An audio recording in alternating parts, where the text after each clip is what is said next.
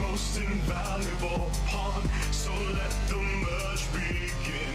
Now that the spiders are gone, with the core in my hands, reality shall collapse, and my eternal reign will stretch beyond divine grasp. So fade away and return to nothing. Your strength is great, but you're no match for me.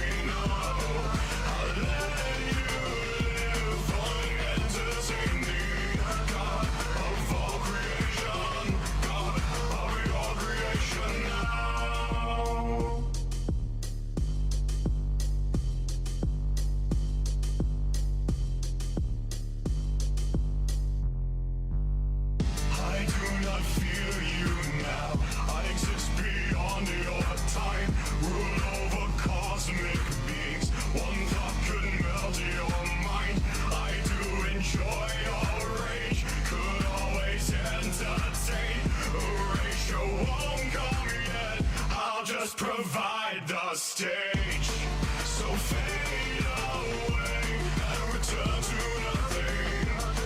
Your strength is great, but you're no match for me, no. I'll let you live, only entertain me.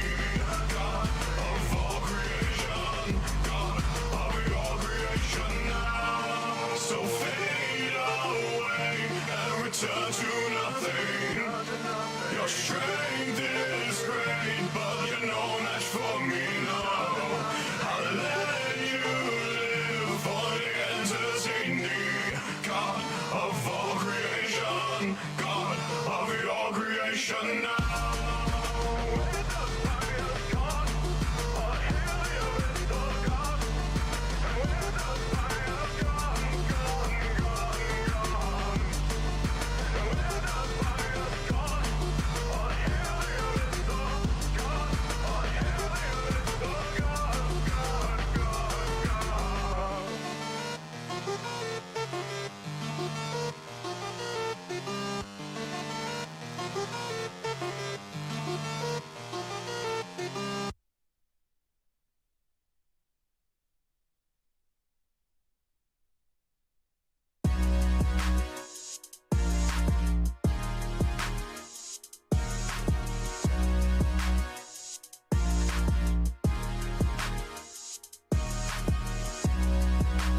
Pasta and yogurt, it tastes like heaven.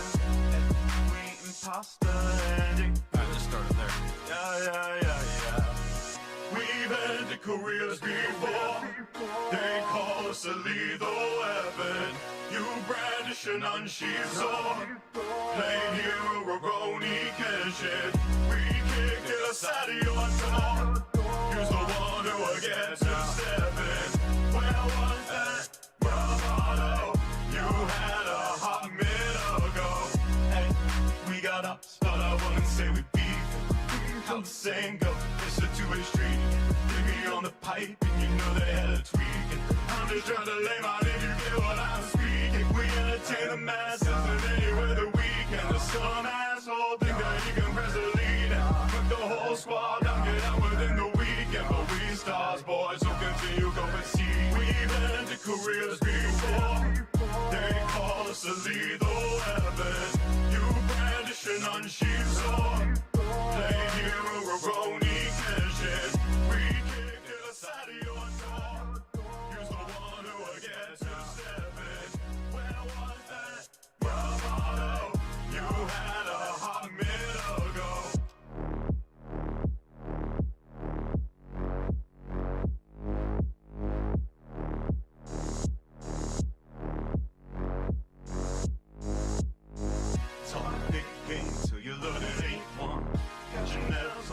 Another freight ton, now the single dub, so you gotta make one. G, get domino, trying to cook some great stuff. You can keep talking, this be the season for hunting. We down and doing our treasures while casually pressing your buttons. You keep pretending from MommaOcco.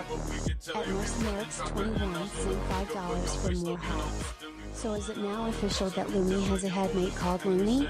Or are we gonna wait to spring the surprise for Christmas?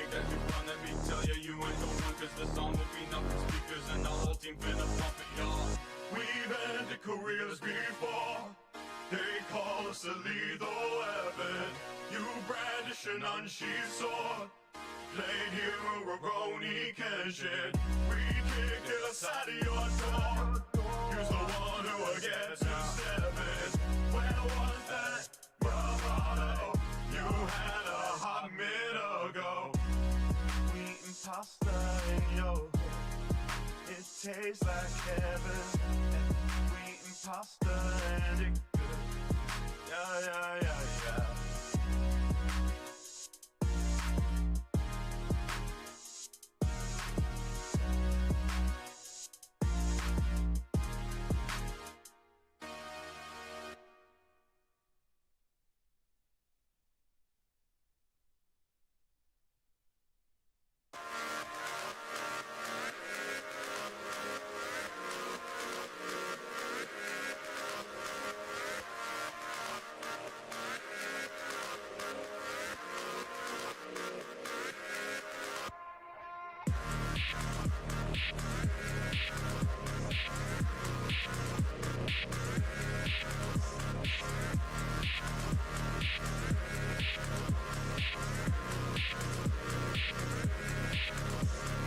Who is the king? Who is the king? Cruising around with nowhere to go, watching the world through a blurred window.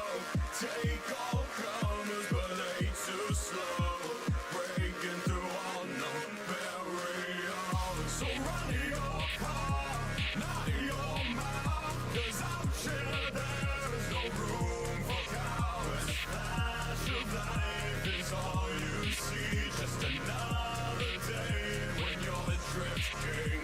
You lost your crown, lost your place, picked back up, left in disgrace. Flash of life is all you see, just another day when you're the drift king.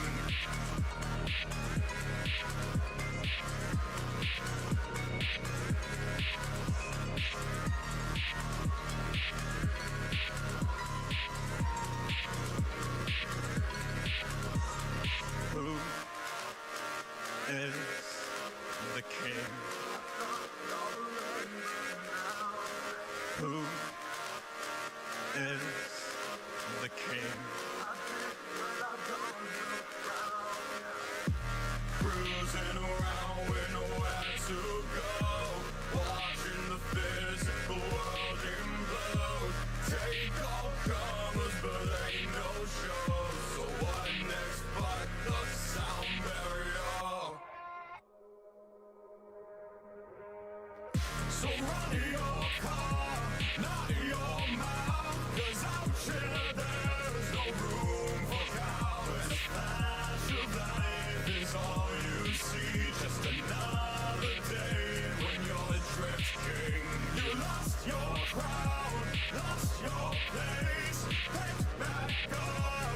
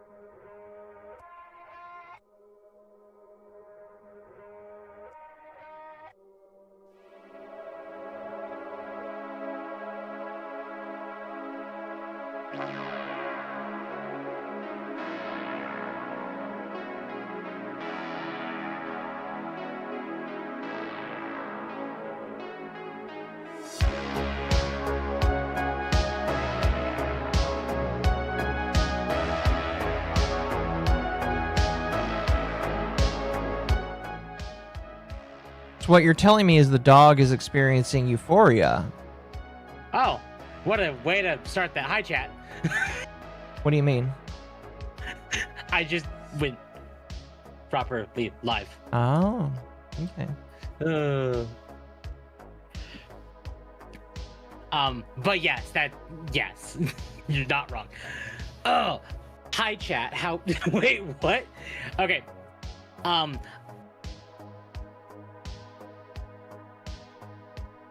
Sorry to explain this. There is no right way to explain this. There's no really right way to explain this. I'm gonna just do this. Chat, I don't know if any of you are on vertical, but now I can do a vertical live stream on YouTube. It just does it automatically for me. YouTube thinks that that's a cool idea. Here. So I will show euphoric dog. So I have no idea if it's actually like doing that.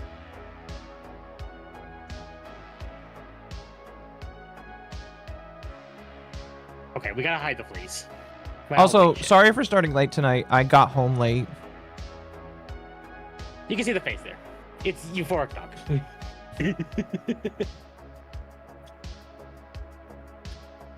Dog experiencing a Kevin Lamar song. Oh God. Oh, guys. Hi, chat. How is everyone?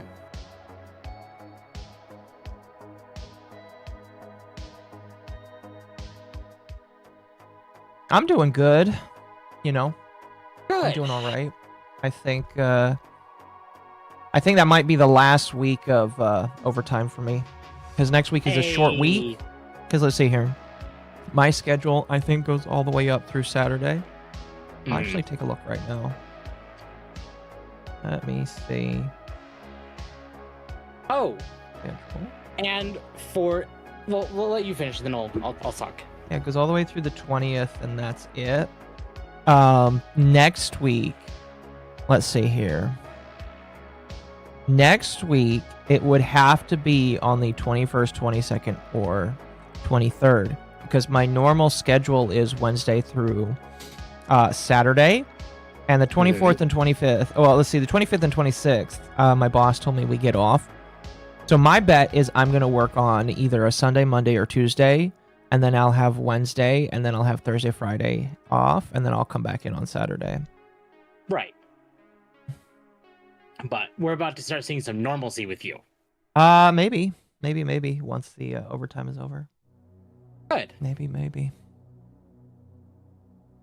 So, I do want to mention this is the first Dogwave with the new model. It is. How is that going for you? Oh, it's doing great. Psycha knocked this one out of the park. Okay, when I put it together in the sheet, I was like, I don't know how well this is going to turn out. Yeah. And then Pika, the artist who did the actual sheet for Psycha, was like, okay, this is really good. This is really, really good. And then Psycha did it, and I'm like, oh my God. It went much better than I expected. Right. And a lot of people seem to love it. So that's good. Oh, yeah. A lot of people do seem to love it. Oh, goodness. Euphoric dog. Chubby dog. Chubby dog, Okay. yes. Yes, There is no, okay, look, you even told me that you were trying. I know. The dog is supposed to have some chub. Yeah. Okay. I don't think I've talked about this specifically because I didn't intend to get this model when I had originally designed the original sheet, the one that I'm for the later model. I had actually talked to Mizu about his, because this was right after the stream where you and Mizu were talking about like what is the right amount of pudge. Right. So I messaged him. I was like, hey, I kind of want your opinion on this. And I just kind of started sending him pudge. Temp is a chubby like- chaser. God damn it, Shen. Maybe. Never knew he was black. Well, he is a redhead. Close enough. Close enough. Mm-hmm. So after sitting down with Mizu and getting his opinion on like the right amount of pudge, then I put that in the sheet, and that's what we used. Mm-hmm. So it's like it's not supposed to be fat, but it's like it's supposed to be like a certain level of like. It's supposed to be a certain level of pudge, if that makes sense. My screen died. Hold on a moment. You continue talking. Mizu is the chubby chaser. Temp is the chubby. It's not entirely wrong, actually. And you can kind of see it here. We'll do that so you all can see it. Actually, you wouldn't be able to see it on Occo stream anyway. You just come to mine to see it.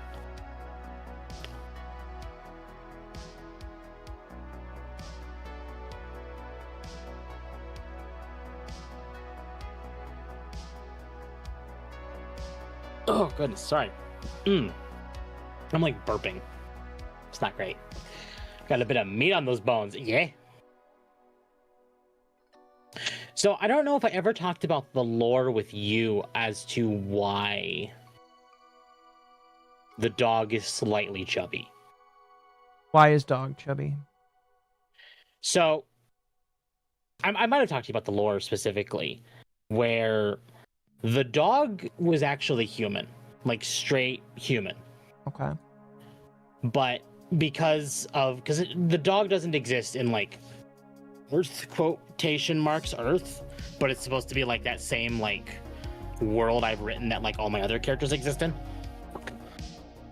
But because of how expensive it is and just living in a basic ass apartment, still not able to pay rent, she had to get there was someone in a private government sector that was doing experiments and was offering a absolutely large chunk of change for test subjects to get out of the hole the dog applied. Uh-huh. And that was the actual experiment was gene splicing. Why is it not working? Fuck. So with said experiment, the dog became the dog with Right. ears and tail and dog features.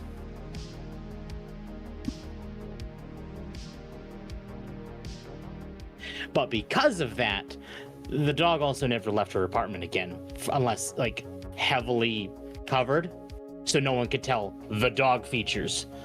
So because of that, she just kind of sits around at home doing absolutely nothing and let it go a little Right. bit. Chimera like Nina? Which one's Nina?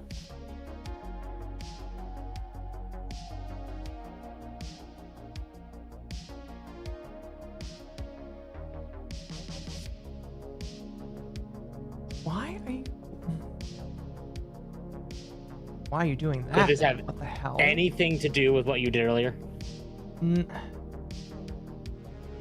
I don't think I checked is the problem. Full Metal Alchemist. That would be why I don't know that name. I know Full Metal Alchemist as a show, but I've never actually watched it myself. I primarily know the memes. Welcome, Scotty. Welcome, Chili Vixen. I'm just confused because like it worked and now it's not working. Right. And welcome, Squash. The Elgato game capture just does not have any signal. All right, let me try and unplug it again. Again, you're not a VTuber unless there is active scuff.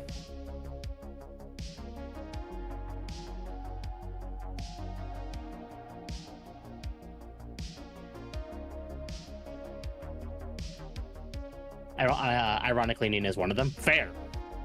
Oh, God. Oh, wait. Wait. Never mind. I know Nina. I understand. Never mind. Never mind. I get it. I understand.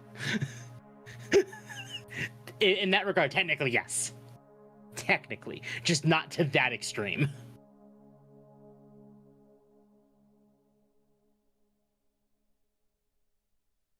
It almost makes me want to actually sit down and write it, but like go the full mile and write like the transformation. Kind of. I don't know. It's still thinking about it. What the absolute fuck?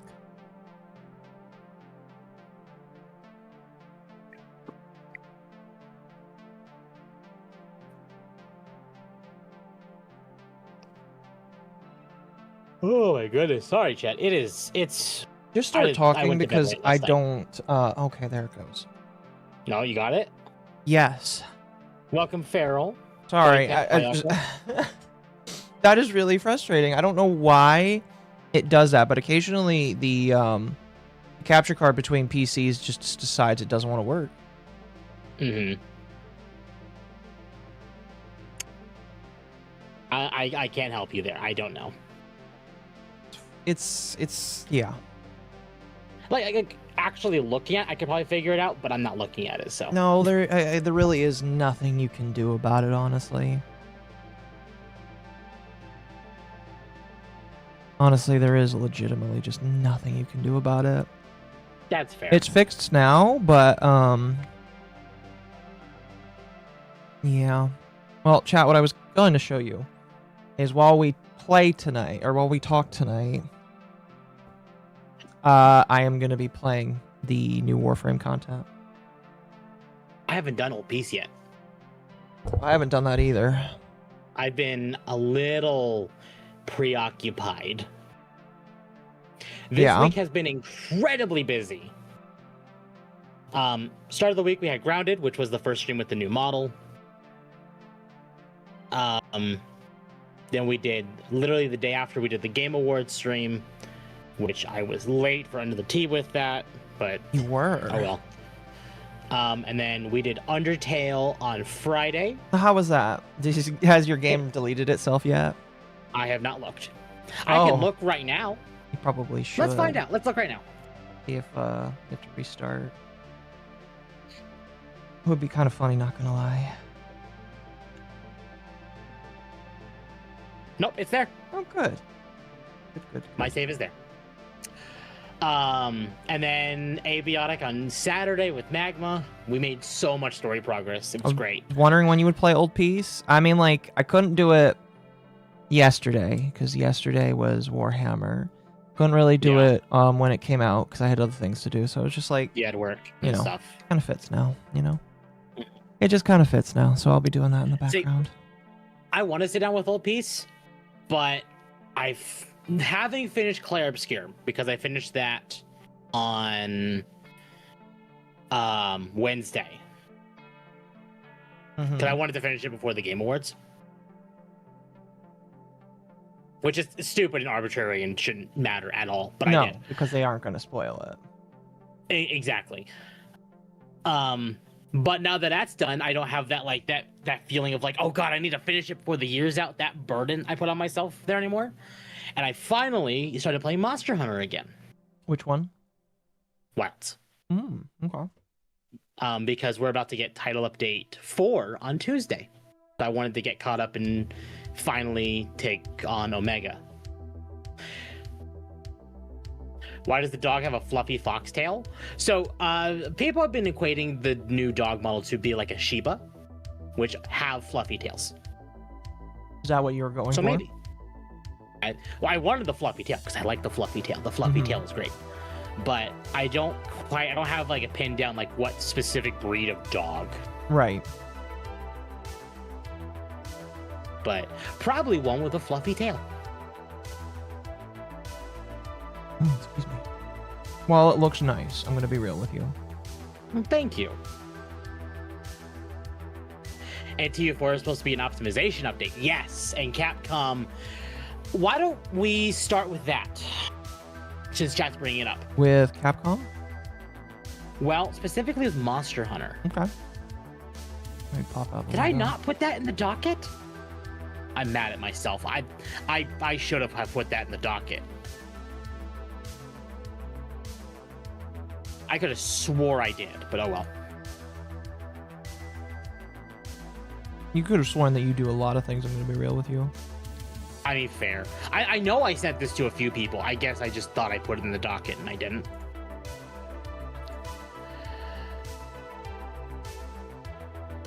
You are not don't sharing your screen, by the way. I know. I'm setting it up. You're fine. Ugh, chat.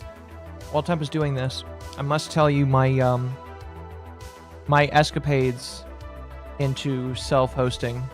I've bought a new Switch for my setup, and I tried to like create a little network with the Switch, and I almost ended up with both of my computers not having internet. And so I had to default plug them into the router instead of the Switch, so I could have internet tonight. And tomorrow I'll mess with it.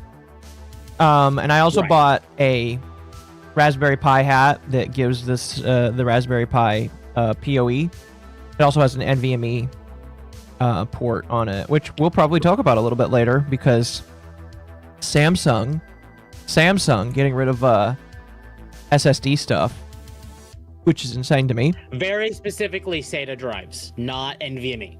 Yeah, it's just SATA drives. Still quite sad, I'm going to be honest with you. That's going to shrink the market. Oh, yeah. But yeah, I bought a PoE hat, and I'm going to try and start testing it tomorrow. Hopefully. Good. Hopefully. Might not have time. Anyway, so I have it pulled up.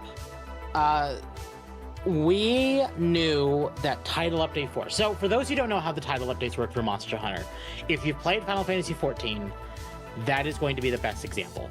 The title updates are the equivalent of like the patches. So if you play Final Fantasy XIV, it would be like patch 7.1. We'll use Dawn Trail patches as the example. So Wild's base would be like 7.0, which was Dawn Trail. Title Update 1 would be 7.1, Title Update 2 would be 0.2, 3 would be 0.3, etc. We're about to enter Title Update 4, where we're getting Gogmizos as like our monster for this patch. But Capcom has said months ago that they have been working on optimization in the background, but they didn't want to release it until it was stable. So they've kind of done it incrementally, done like small optimizations here and there where they could. Right. But they did say Title Update 4 would be the big optimization patch. And has it done so?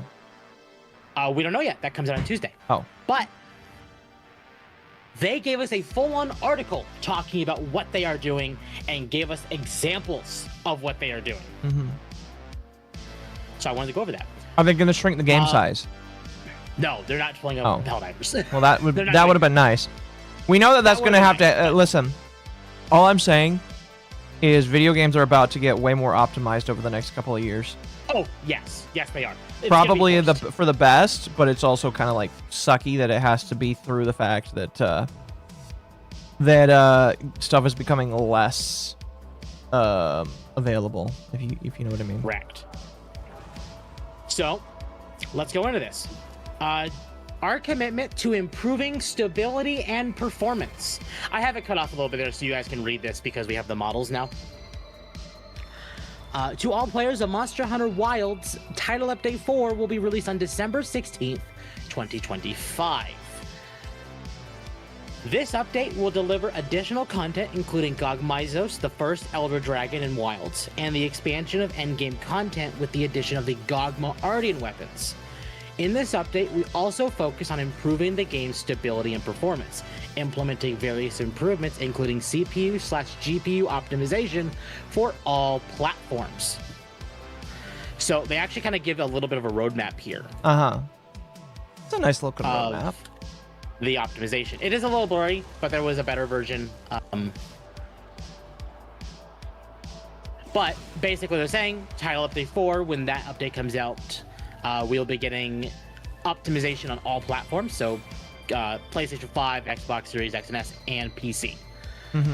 That is going to include the processing improvements, load reduction, and various other improvements, including optimization and reduction of memory usage. Well, that's nice.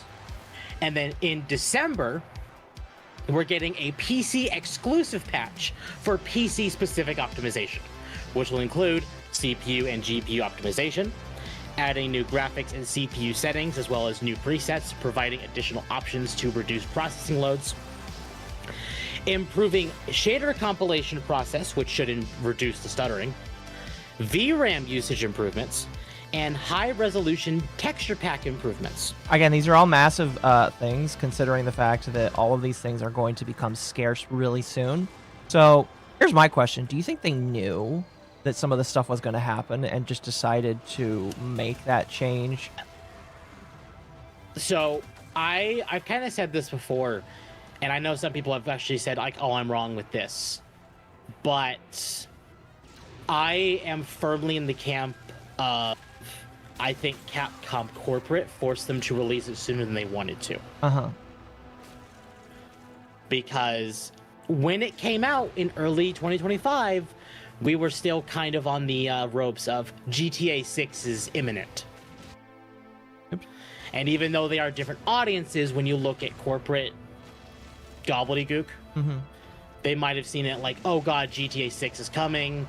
That's going to take all of our players. We need to get players in now. I'd say it's still for the best that they're doing this because of all of these massive changes that are happening. Yes.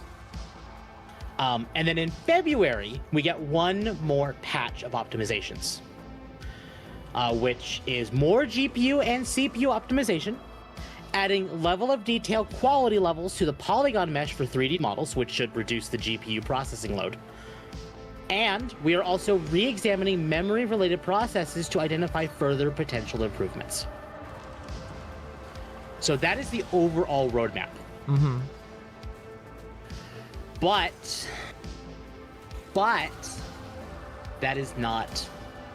That's like the very short version, if you wanted the basic short version of what they're doing. But to further improve stability and performance, additional improvements will be implemented in the patch exclusive to the Steam version in late January 2026, as well as the version 1.041 update in February. We would like to take this opportunity to express our sincere gratitude to everyone who has reported issues and provided feedback. Your feedback has aided the development team's ongoing work to improve the overall experience through these updates. We'd like to further explain the stability and performance improvements roadmap that was shown in the December 2025 Monster Hunter Showcase. Free Title Update 4 will implement CPU/GPU optimizations across all platforms, so PS5, Xbox, Steam. Processing improvements and load reduction. Processing time will be improved by distributing the process across frames for elements that demand the heaviest load, which includes players, monsters, and graphical user interfaces, primarily the HUD and maps. Processing load is reduced by comprehensively reviewing and streamlining various processes, such as reducing the number of simultaneous effects and improving collision detection for Palico and Sacred. Various other improvements, including optimization and reduction of memory usage, will be implemented. These measures are designed to improve the experience for all players, while avoiding negatively impacting the existing game by implementing improvements to common processes experienced by all players. We aim to resolve issues experienced by players on a wide variety of hardware configurations. So, this was something I was very happy about when I first read this. Right. Gameplay comparisons. Title Update 3 versus Title Update 4 Steam version. Here's a look at gameplay comparison videos showing the differences between free Title Update 3 and 4 on the recommended specs of the Steam version system requirements. Testing was conducted with the frame generation setting set to disable. Performance metrics captured using Steam's in-game overlay performance monitor. This is only one example. Performance may vary depending on PC configuration and other environmental factors. Content and development is subject to change. So they actually ended up releasing a video, 2 videos specifically. They're unlisted, so you can only view them in this article. Wait, you can't view them on YouTube, or? No, you can view them on YouTube, but okay.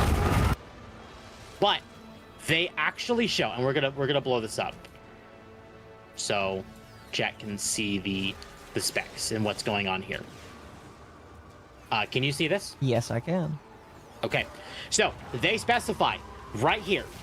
This is Title Update 3 with an FPS of 39. The specs they're using, because this is their Intel CPU and NVIDIA GPU one.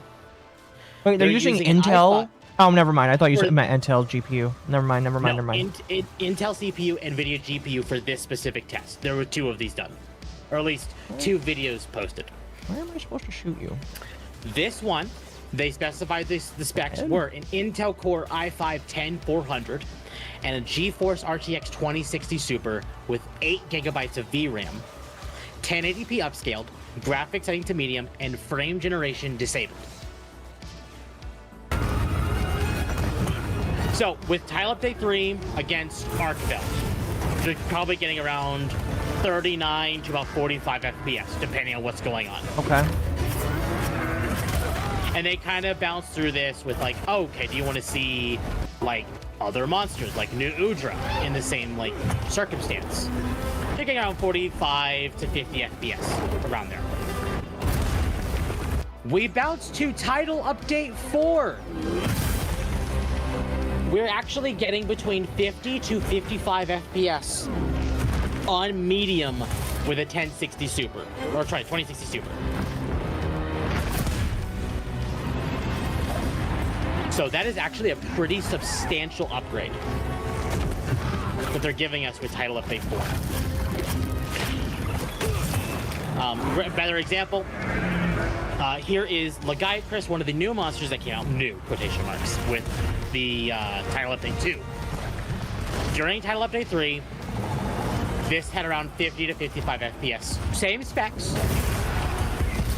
Bouncing into Title Update 4, we're getting between 60 and 65 FPS. Okay, now. so now we're going from basically 30 FPS to 60.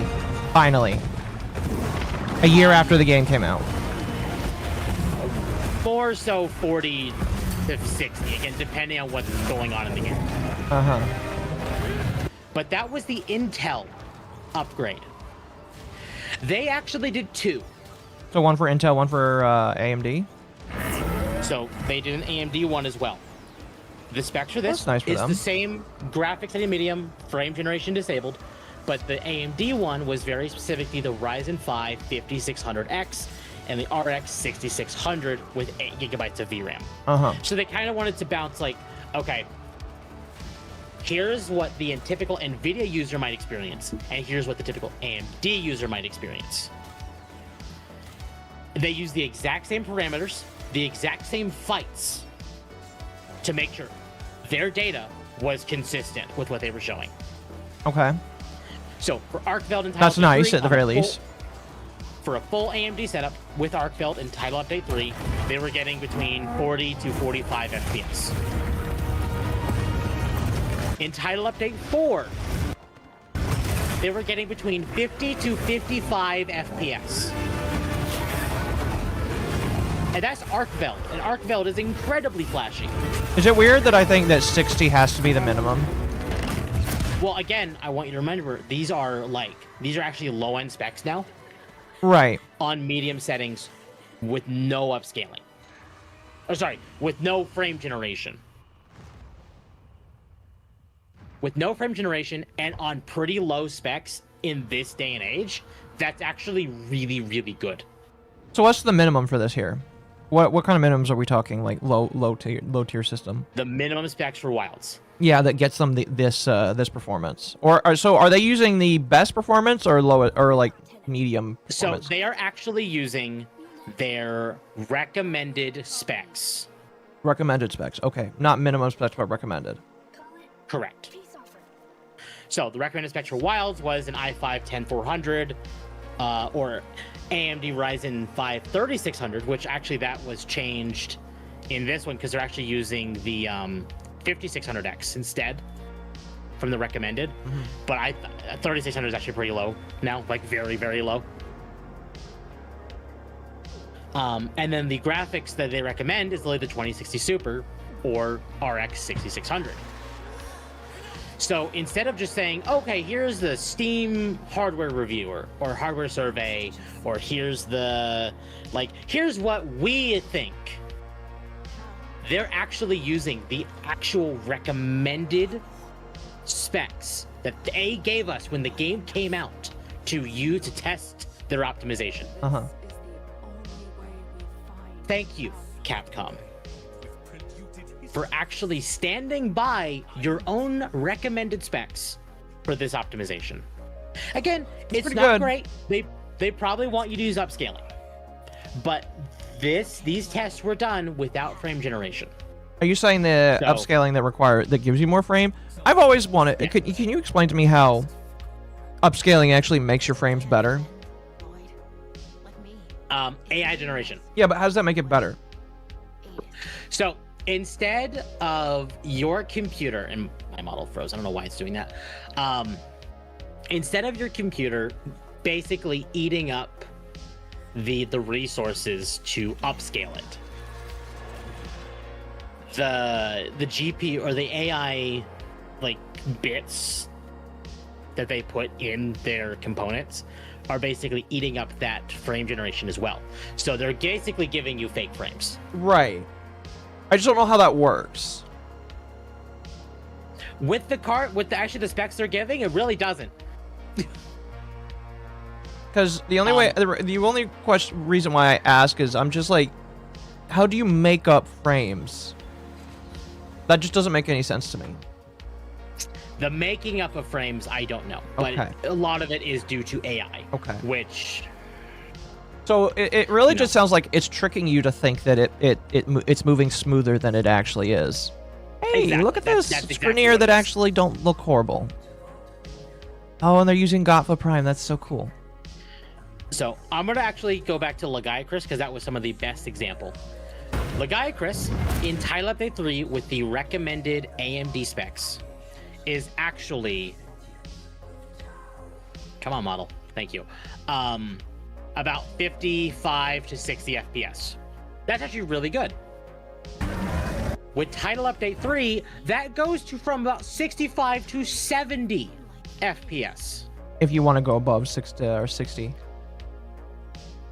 Yes, if you want to go above 60. If you don't care about that, you could probably hit a nice comfortable 60, maybe 55. Chat says it doesn't work in talking about frame generation. Okay, but I'm trying to figure out how they say it's supposed to work. Because I just don't know how you're able to fake frames. That literally doesn't sound like that's something that should make sense. So very specifically with the specs, or with the card, because it's very specifically just the GPUs. With the cards that they chose as the recommended specs, they pretty much don't have frame gen, or at least the AMD one doesn't. Or it's a very basic version of it. Mm-hmm. Because AMD really fell behind with the AI frame generation than NVIDIA did. Shocker, as we look at NVIDIA now. So Chatter says, from what I understand, the computer knows what happens on frame 1 and 7 and makes an interpretation of what would happen from 2 to 6 and puts it in. That's a great example. Yeah. Okay. So it's like AI art, basically. Exactly. No, that's 100%, accurate.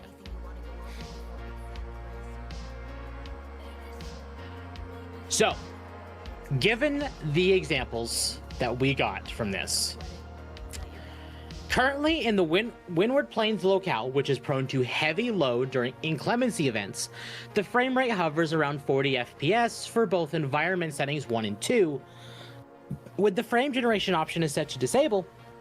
However, we confirmed that in most cases, FPS goes higher than 40 FPS after applying the update.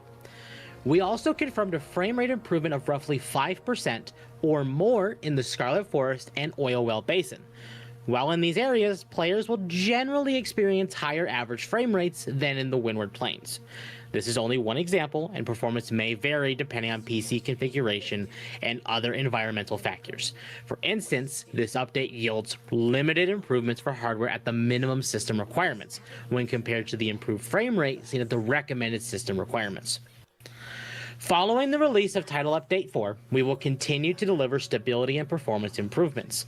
Next, we'll share further details on the updates planned for January and February 2026. Notice. Following the release of Title Update 4, we plan to remove the Monster Hunter Wilds benchmark from Steam. With the improved performance of the retail version introduced in free Title Update 4, the benchmark no longer provides an accurate result for players. Steam version exclusive patch late January 2025. This patch will include optimization improvements for the Steam-specific processes and options to reduce processing load. It will also include a review of presets, addition of settings to reduce CPU loads. So, in the update that we're getting in January for the Steam version exclusively, we're now getting options like animation quality, effect quality, character facial expressions, wet surface effects, monster frame skipping, handler frame skipping, monster or small monster quality, endemic life display count, equipment and decoration motion quality, and players displayed in lobby. We're getting options to increase or reduce those as we want. Right. That's not bad. Oh, that's pretty good, actually. And that is exclusively in a CPU tab. A CPU tab will be added to the options menu. This tab will include new CPU options to reduce CPU load. Addition of settings to reduce GPU load. New graphics options will be added, such as foliage density, along with new settings for existing options like volumetric fog. These new options provide greater customizations for players to alleviate CPU and GPU load to match their hardware environment and personal preferences. Additionally, we will make further optimization improvements to VRAM usage to ensure optimal graphics quality. We will also improve implementation of the high-resolution texture pack and optimize texture streaming speed. Furthermore, we plan to improve shader compilation processing to reduce processing wait time when launching the game.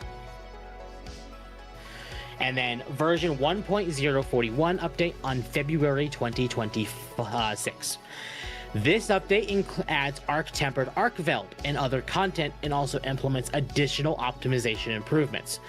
Improvements that include further CPU and GPU optimization, and we are currently verifying measures to reduce GPU processing load by adding quality levels to the polygon mesh for 3D models. This may help to reduce processing load by swapping to low resolution models for objects farther away from the camera.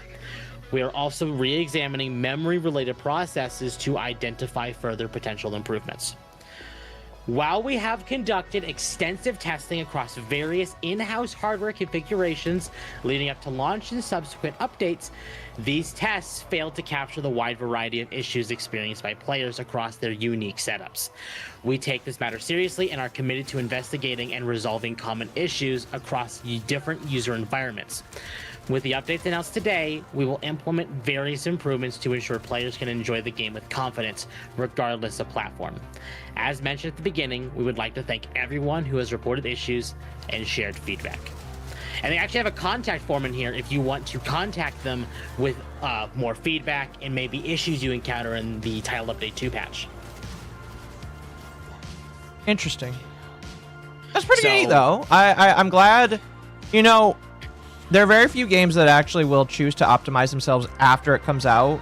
So it kind of shows that at the very least they want people to play them a little bit more. Yep. Well, I mean, let's look at the player numbers for Monster Hunter. That's World Wilds. Wilds right now is 14,000 players. Oh. With an all-time peak of 9 months ago of 1,384,608 players. Jeez. That's a lot of players missing.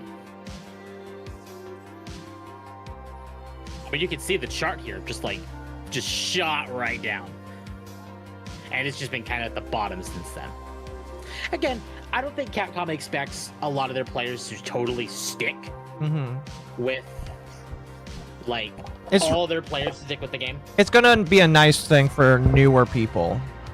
Absolutely. Or, I mean, in case in point, streamers like us, this is going to take a much heftier load off the stress of our machines. If there's, stuff they're saying here actually does help. Now all they need to do is reduce the game size. I mean, the game isn't, well... Was it like hold on. 60, 50, 60... Excuse me. How big is Wilds? I like they're doing something about optimization. I hate that this happened a year after it came out. No, I agree. Yeah. Again, that's why I've, like... It's kind of a bittersweet kind of deal. It is, and I understand, like, the problems. 154 gigabytes for Wilds. Yeah, they should reduce the load size. But I'm not going to get on their case about that one. I think it's an anomaly what Arrowhead did for Helldivers. Uh-huh. And we are actually in an interesting position right now because Capcom has another game with the same engine coming out soon. Which one? Resident Evil Requiem. That is correct. Do you want to talk about that? We can. Let me catch up because chat actually, BJ. Never mind, terriers are not the sole breed with forward-folding ears. I think the exact breed that fits your avatar is a T is Nova Scotia duck-tolling retriever. It fits ears and tail color. Okay, interesting. I'll have to look that up. I've been...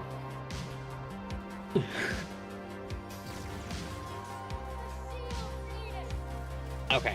Yeah, we can talk about Wilds. Not Wilds, RE9. Yeah. So, during the Game Awards, we actually got a trailer for Resident Evil 9.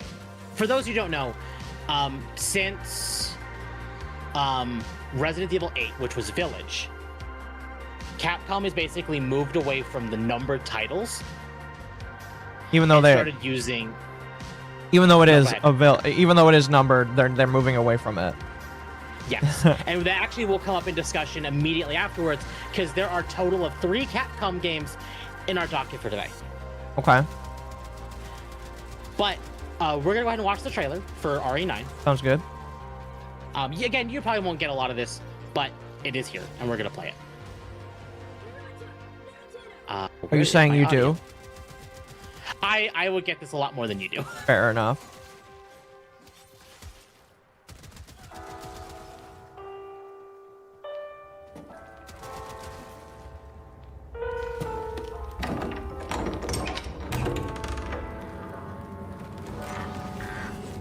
So, for a while, we've kind of been under the assumption that it's just going to be Grace in this game, which is the new main character, because we kind of assumed that they were leaning into the idea of removing the older classic characters in favor of adding new ones, like newer, like one-offs, like Ethan Winters in 7 and 8. Uh-huh. It hasn't been easy.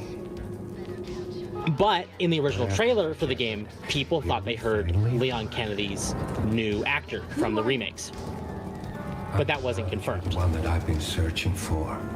And then around the Game Awards before, we got leaks. And this guy was in one of them. Have we seen him before? No. Well, maybe. You don't know? I don't know personally, but what I do know is that he is former Umbrella. Okay, and now he's a zombie, basically. He's definitely had some stuff going on with like the tyrants, like Nemesis or Mr. X, stuff like that. Okay. And it's not post-mortem lividity. But they've kind of clarified that something is going on in Raccoon City. Hey, I just got a after the bombing, essentially. Officer. The nukes or whatever happened. Might be. Depending on which version of like where the 5th body the was. remakes or the originals.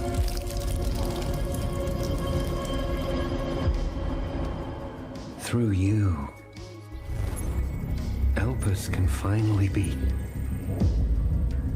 set free.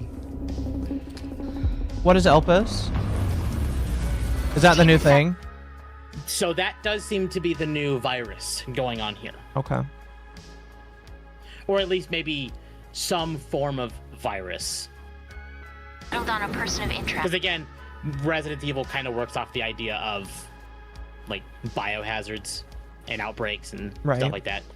It's what makes it cool. Someone Yeah. with ties to Umbrella. But during all of this, we finally finally got to see Grace! our good boy. Grace! Victor purchased a building after Umbrella went under. I'll send you the address.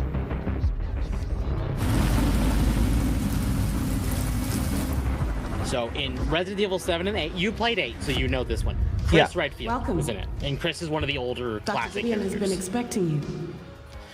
But in the new trilogy, which is 7, 8, and 9, we've yet to see the other primary classic.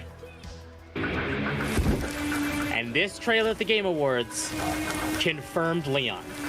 You there, Leon? Yeah.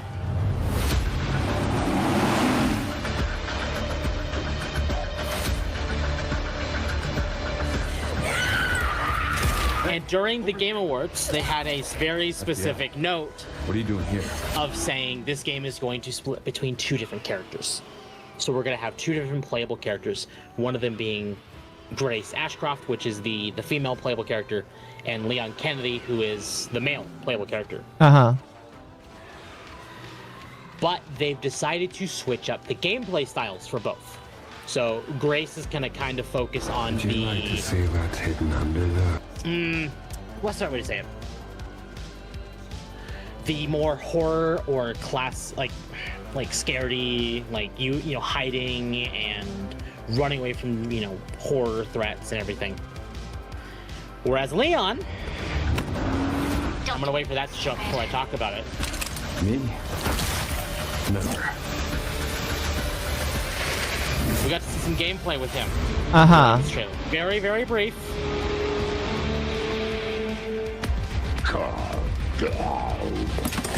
Think I want a second opinion.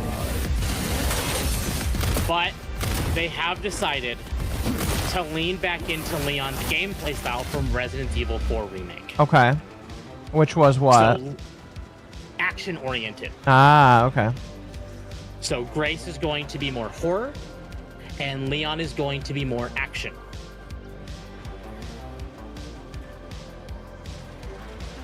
And instead of 2 different campaigns, we will be bouncing between the 2 of them periodically.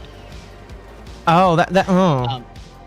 I don't know how I feel about that. That's interesting. So, the director of this game, specifically, was the director behind Resident Evil Revelations, which was originally a 3DS exclusive. Revelations is widely said to be one of the best games in the franchise, and did something similar where you had a horror character and a action character. Okay. And a very similar transition of player character.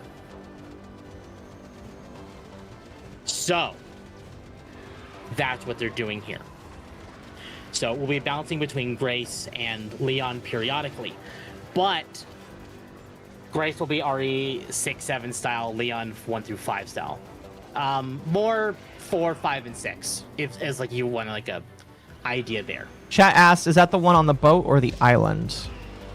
The one in the submerged boat is Revelations. But if you don't know, Revelations is no longer a 3DS exclusive and is now on multiple platforms, including PC. Well, that's So nice. If anyone wanted to actually play that, they did remaster that for the actual consoles and PC in mind. So if you wanted to play that, that is it. Are those ones well optimized? Yes. But Resident Evil 9 is using the RE engine, which is Capcom's proprietary in-house engine, which is what...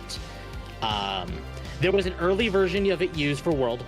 It was used in Rise. It was used in 7 and 8. And it was used in Wilds. It is also being used in Pragmata, which is one of their other new games. And it is being used in 9. Oh, and also, it was used in the remakes. So 2, 3, and 4 remakes. So basically, they want to move away from using like Unreal, and they want to use their own in-house stuff. Right. Which is partially why Wilds is actually kind of unoptimized, because they're still trying to figure out the kinks. And I have a feeling that the DMC5, I think DMC5 might have used it too. Yeah. But I have a sneaking suspicion that a lot of their optimization with 9 may be coming from the Resident Evil team, working with the Monster Hunter team. Because, like, if they're optimizing 9, maybe they're bouncing, like, feedback and, like, stuff that they're finding out about the engine properly with 9 and bouncing it back to the Wilds team. Again, I don't know that for sure, but it is a possibility. The question will be, will they bring back Wesker, Shiva, Jill Valentine, Claire Redfield, Chris? Chris, I don't know. People have specified that they think Claire will be in this game. I am very much in the camp of none of them will be in this game, and we'll actually be seeing Ada, because Ada Wong is typically in games with Leon. I also had a tinfoil hat theory that this game is the reason why they remade Resident Evil 4. Right. But I want to add something here as my own personal theory.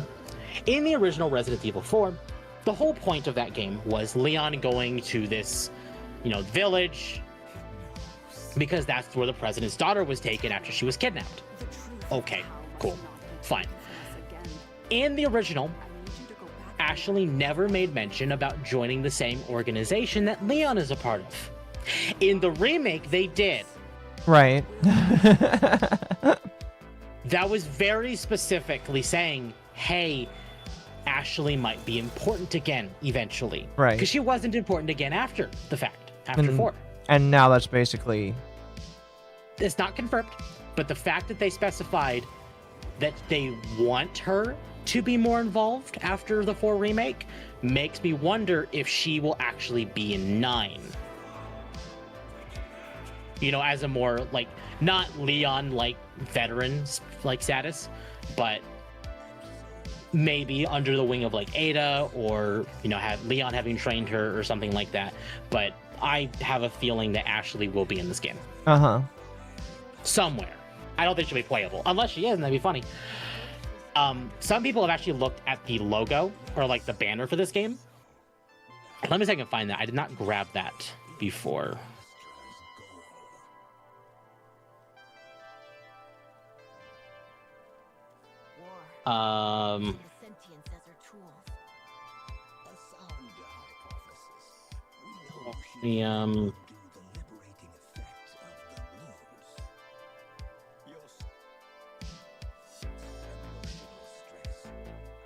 No, I can't. The other one's not showing up.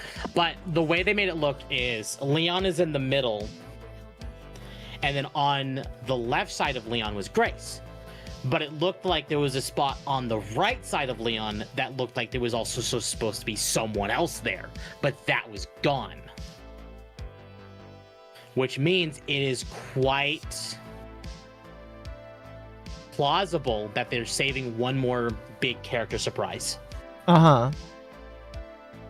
Starting to think Occo isn't a general. Well, what made you say that, chat? Again, I just wanted to bring this up because I think it's interesting. I mean, it's an interesting not plausible. It's an interesting what's it called? Theory. Mm-hmm. So this actually goes into it. There was an interview with the director of this game. So the interview, or at least the dumbed down version of the interview, basically says the game features a single story campaign. As you progress, you will switch between Leon and Grace. The designer spent a very long time working on Leon's appearance. Switching between Grace and Leon will feel similar to how it worked in Resident Evil Revelations. When playing as Grace, the gameplay will give you a feeling similar to Resident Evil 2 Remake, while playing as Leon will feel closer to Resident Evil 4 Remake. Even before RE9 became Requiem, there was already a clear vision that the game will have 2 playable characters. The main question for the developers was, what would Leon be like in 2026? In the end, they decided to be able to do everything he could in the RE4 remake, plus new moves, since he has become more experienced. So basically, it's been several years between 4 and 9, obviously. Of course. A very long time. So Leon is kind of like in his late 40s, maybe even like mid 50s during 9. So his age is definitely showing. The main question for the developers was, sorry, I read that right. We were looking for a vehicle that could suit Leon, and Porsche agreed to collaborate. This is Leon's personal car, the Cheyenne Turbo GT. This car is not in the game without reason. So Capcom is actually partnering with Porsche. For this game. That's awesome. That it's weird. I would have put that in the docket. But It's weird, really but just saying, awesome. hey, Do we have doing a thing pictures with of Porsche. like anything that they're planning on doing? With the car thing? Yeah. Maybe. Hold on. I will get the thing that they posted.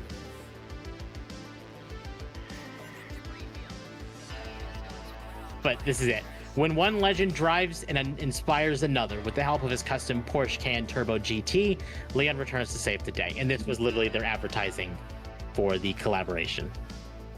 And that was it. Uh-huh. I mean, that's a cool image. It is a cool image. I was excited before, like, ever since the beginning of 2025, I've kind of been in a Resident Evil mood, even if I'm horrible with horror.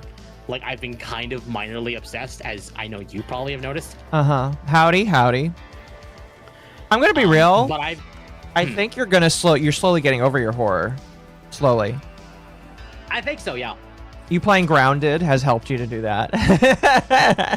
Get over your... I've been playing Resident Evil 4 Remake, which I know is not a horror game, but it is still in the horror genre. Well, it's because you're fighting your worst enemy, which is a spider.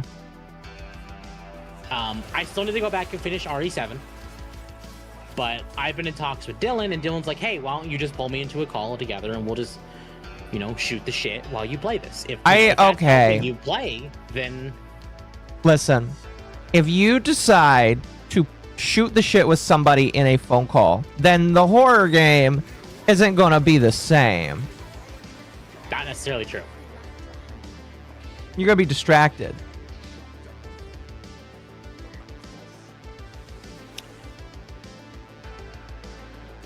But I've basically told chat that I will be playing RE9 on stream. Okay. So I know I put up a poll in my Discord and on Twitter, which, by the way, chat, if you've not joined the Discord, you should join the Discord. But there is a poll there where I basically asked chat, it's like, hey, what do you want me to play next? Do you want me to play... Because I actually was talking about getting back into playing the Final Fantasy games again.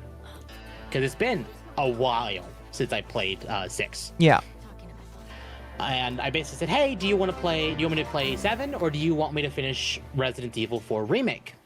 And while Final Fantasy 7 is primarily winning that poll, I might actually end up vetoing it just so I can finish 4 before 9 comes out. Tim, you're going to veto it even after you made the poll? I might. Well, because 7 would take me a lot longer to finish than 4. Chat, unsubscribe. It's over. It's not to say I wouldn't play 7. It's over. They also, I didn't even put this in the docket, but I really should have. They actually updated the Deluxe Edition. Mm-hmm. So before, we only had confirmation of skins for Grace, because at the time, we were positive that Grace was the only playable character. But now we have confirmed that that is not the case. Thank you for being a member for 5 months, Devastator. Excuse me. You're getting canceled on Twitter. Time to mass unsub. Oh, man. Oh, man. You're going to drop 1 or 2 subs? Aqua the Hollow Girls collab to play horror games? Okay, yeah, but... Dylan was manager, excuse me. Now Dylan is just friend. Dylan is just friend. But Dylan is also a Resident Evil nerd and is like uber nerd with this and actively wants me to go through the series. Uh-huh. So if he just wants to be there while I just do that, I'm cool with that. But I'm on something from the dog. Mods, remove the dog. Remove the dog boom. Excuse me? Excuse me, Gabby? Yeah, that's okay. Anyway. We can do that. So before, we had basic Grace weapons, so Grace will have a pistol. But they gave Leon a full-on hand cannon. Which one is it? The top one here. That This, does. like, revolver look. Yeah. That's a hand cannon. Have you ever shot a hand cannon before? No, but I have Damn. I have held one and used it once. As your arms need to be ready for it. yeah, they do. So they actually ended up adding several skins for. They added one new skin for Grace, and they added 3 skins for Leon, and one of them is his RE4 skin. I think I'm not sure. I'm not positive. I'm not fully caught up, but I think the one on the right side is his from one of the movies, one of the animated movies, and then the one on the left I think is his design from 6. Euthanize the dog. I could be wrong. Chat, if chat wants to correct me, please and thank you. I know one of Grace's skins is Lady Dimitrescu, and I don't know where her other one comes from. Wait, they just give you a Dimitrescu skin? Oh, they really want to capitalize off of her. Absolutely, they do. Capcom knew exactly what they were doing with her. No, for sure. Euthanize the dog, chat, not the dog. Oh god. Rhino-based revolver, actually a better revolver for control. I can do it right now. Give me 13 minutes and I will have the room ready. Eat the dog. Oh, wait. This isn't Hold China on. chat. Well, your left and your right are Or backwards. Hassan. Oh, they are? Oh, is the one on the right RE6 and the one on the left is the like Death Island movie?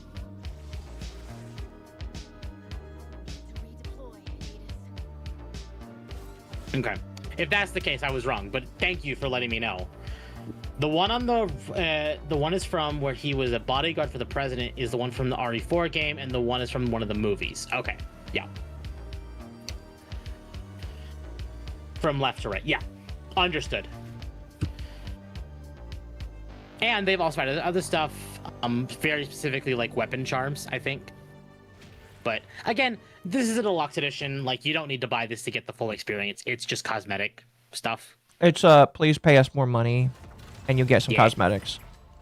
I may do this though. Of course you will. I'm not, no guarantee, but maybe.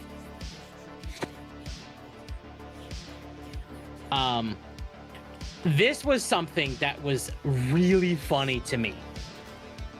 This came out today. Or yesterday, sorry. Resident Evil Requiem producer Kamazawa regarding Leon's design. We have women on staff who are Leon fans, so we get a lot of, well, feedback. Well, feedback. What do they mean by that? No, they were like we get feedback. Ah.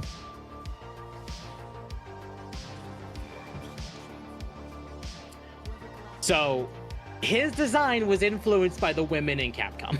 Femback? They're women. They're female employees. Understood. Hag, Ada will be picked. Actually, a lot of people are thinking Ada will be in this game because she was actually originally slated to be an 8. So they want to use her. It's just a matter of where and how. Only woman? Cringe. No, the producer of 9 is actively saying the women under him, like the women that work under him, are thirsty. I mean, maybe that'll make the game better? Yeah. I don't know. Looking more at some of the images of RE9 Deluxe Edition, it looks like maybe Grace will get the Alice skin from the Apocalypse movie. No, well, oh, you mean Apocalypse? I was thinking the first movie. Maybe. I don't know. I keep forgetting the I have a actor gun. for Alice was actually at the Game Awards. Was she was she? actually on stage at one point. Speaking of the Game Awards, you know Ghosts of Yotei got no awards and they were nominated for like 9 of them. Speaking of no awards, did you see that KCD2, the community manager, was saying they were snubbed Who? and robbed? The community manager of Kingdom Come Deliverance 2. Oh yeah, I saw that. I mean, listen, Kingdom Come isn't a horrible series. I thought it was all right. Unfortunately, I think the controversy surrounding them didn't help them a whole lot. I also think that like it is a pretty niche title. Or yeah, it's a pretty niche title just overall. You know, it's like if you wanted to compare Zelda and Metroid, there's obviously a more popular one, and there's one that gets more love, despite the fact that another one like is pretty big, in my personal opinion. Yeah, absolutely. So while I agree, yeah, it sucks. Kingdom Come is just not that big of a game. Compared to Clair Obscur, no, it's not. Was it even on the list for Game of the Year? Yes, it was. Oh, interesting. Yeah, it was. Yeah, it's just not that big, in my personal opinion. No, well, and also the backlash at the start of the year with Kingdom Come Deliverance 2. Yeah, I mean, like, again, that's not decided by fans. It's decided by randos. 50% of it's decided by fans. But I highly doubt that, like, it got that much attention from the 15% that is actually counted in the vote. Yeah. So, we have one more Capcom topic, and then I think we move on to Clair Obscur. My opinion is wrong. I'm going based off of what I see the people say. The people just haven't, like... I just don't think the people voted for it. Okay, that's a bug. I don't know, from when I'm getting this game, is they would still need to address the other Resident Evil games by not leaving them out. Not necessarily, but we'll see. I know some people aren't very upset about this game. I know Leon at Words of Paradise is rather upset with this game so far. Uh-huh. But that's okay. I'm sorry, Chad. I'm just saying that, like, the people didn't vote for it, sadly. Mm-hmm.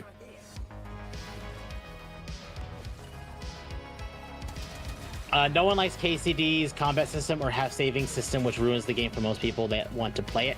Well, there was also the drama at the beginning of the year where the creator, or I don't know if he's the creator or the CEO of the company, basically tried I think he was pandering. the lead. Well, he was he tried pandering. And then there was the drama behind whether or not the main character was a pedophile based off of one of the characters that you dated. And even though that's not in the end, no, character is not a pedophile, but like it doesn't matter because enough people hated on the game that it went from a good title and a good series that was quote unquote not woke to it is a woke series that has a pedophile in it. John Della Rose started the drama. Yeah. Yeah. And then Grum's doubled down on it.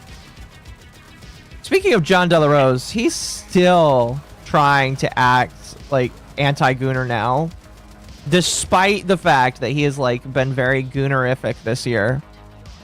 Mm-hmm. So we actually got one more announcement from Capcom during the Game Awards, and this was not the announcement I thought we were going to get. Uh-huh. I thought we were going to get the Monster Hunter expansion announcement. Not Mega Man 12. So it is actually a mainline Mega Man game now. Yes. So Capcom internally is labeling it as Mega Man 12. Okay. For the 12th entry in the series. Might actually play it. They are doing the same thing here that they are doing with Resident Evil, where they are abandoning the numbered system. Oh my gosh, it's actually Ballas. So, Mega Man Dual Override leads Capcom's efforts to turn the Blue Bomber into a core IP again. Putting aside how the developer's de facto mascot should have already been receiving such attention, Capcom is seemingly intent on following through on their recent promise to make Mega Man into a core IP, as evidenced by the fact they're actually announcing their actual announcement of the new Mega Man Dual Override. One of, if not one of the few standout reveals of the 2025 Game Awards, while Dual Override's debut trailer presented little in the way of gameplay gimmicks or potential enemy robot masters, it did confirm that the game will present players with both a proper 2D platforming entry set in the series' classic timeline, as well as one of the better design refreshes that Mega Man has ever seen. Marking the first proper entry in both said timeline and the overall franchise since 2018's Mega Man 11, players will have to wait just a little while longer before going up against Dr. Wily, as Mega Man Dual Override is unfortunately not set to release until 2026. In fact, here, we'll watch the trailer.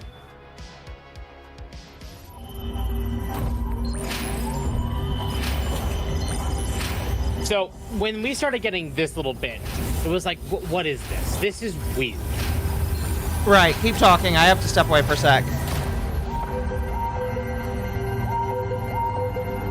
So, this is like, what even is it? In fact, some people were even thinking, and in fact, looking at it now, you can actually tell it's Mega Man. But in the moment at the Game Awards, I know that I was at least internally thinking, could this be the Half-Life 3 announcement? Because, I don't know, maybe. But actually looking at it here, it's like, this actively says 12 down here. I didn't even realize that. That's funny. But second this door opened and we saw Mega Man. Oh boy. I know a lot of people actively scream because it's been a long time since we've A long time.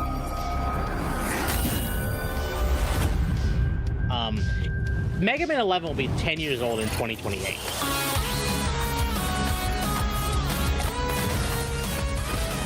I'm horrible with Mega Man. Even though, ironically, I should be pretty decent with it because it's just another platformer. It's not just a platformer. It's also got a lot of fight mechanics that are unique to Mega Man.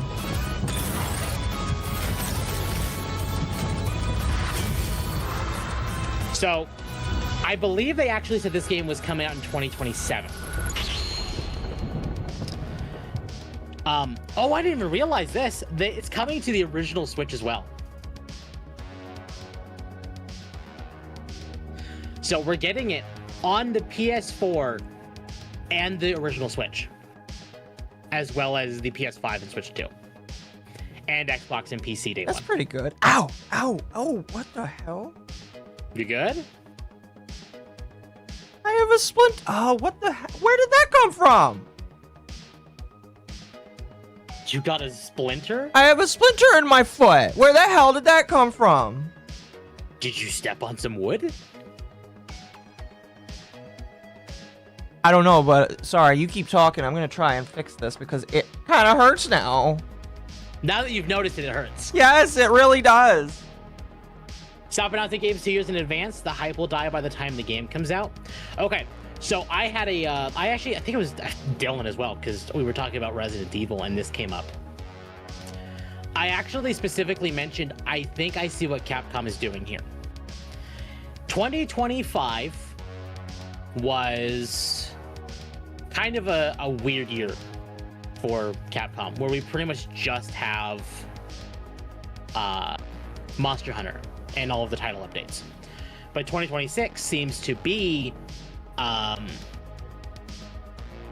Resident Evil 9, Pragmata, and then the Wilds expansion. So 2 big, 1 small. Right. I gave the theory that 2027 will follow a similar route because we know 2 Resident Evil remakes are also in development. Capcom themselves have not confirmed this, but we know that they are working internally on the Resident Evil 0 remake and Resident Evil Code Veronica remake. What I told Dylan was I think that we are going to see Mega Man and Okami 2 in 27 and one of the remakes in 27. Wait, Okami never had a second game? I thought Okami did. No, Okami had Okami Den, which was a DS exclusive, and it was kind of a soft sequel. Okami 2, we are actively playing as Amaterasu again. It is a proper sequel now. And they announced it, I think, at the last Game Awards. If it was the last Game Awards, it was Summer Game Fest.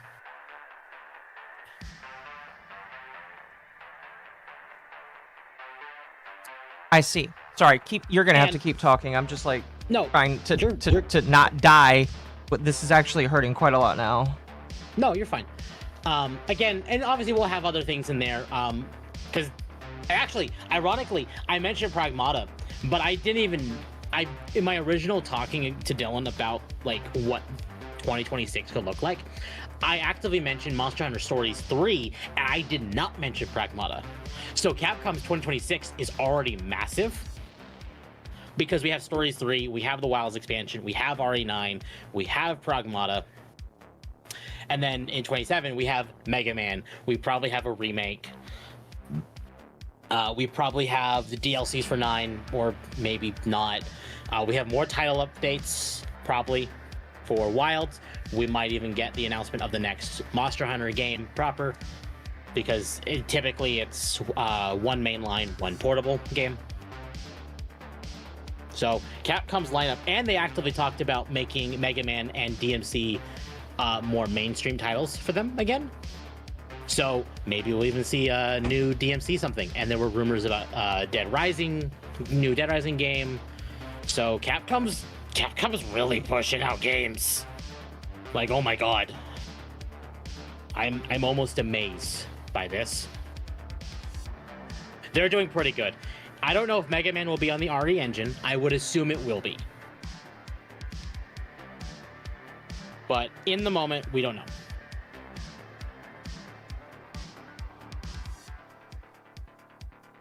I'd rather have it be a Lego than a Splinter. Same, because a Lego you just step on. A Splinter you have to dig out. I overslept and missed most streams today. Well, that's okay, Tape. You're here now.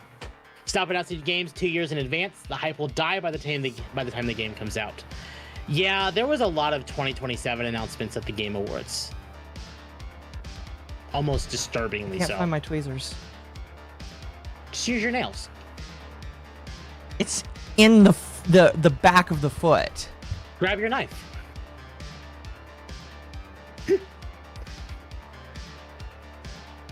Dig it out. Just like for Honor died out, which is a similar combat system for KCD. The winner for Game of the Year for KCD 1 was God of War, an active combat system with weight behind the attacks and a simple save system. Players like games like God of War or Witcher 3 over KCD. Don't let them take inspiration from the Netflix adaptation. Well, no, it'd probably end up being either new altogether or DMC 6.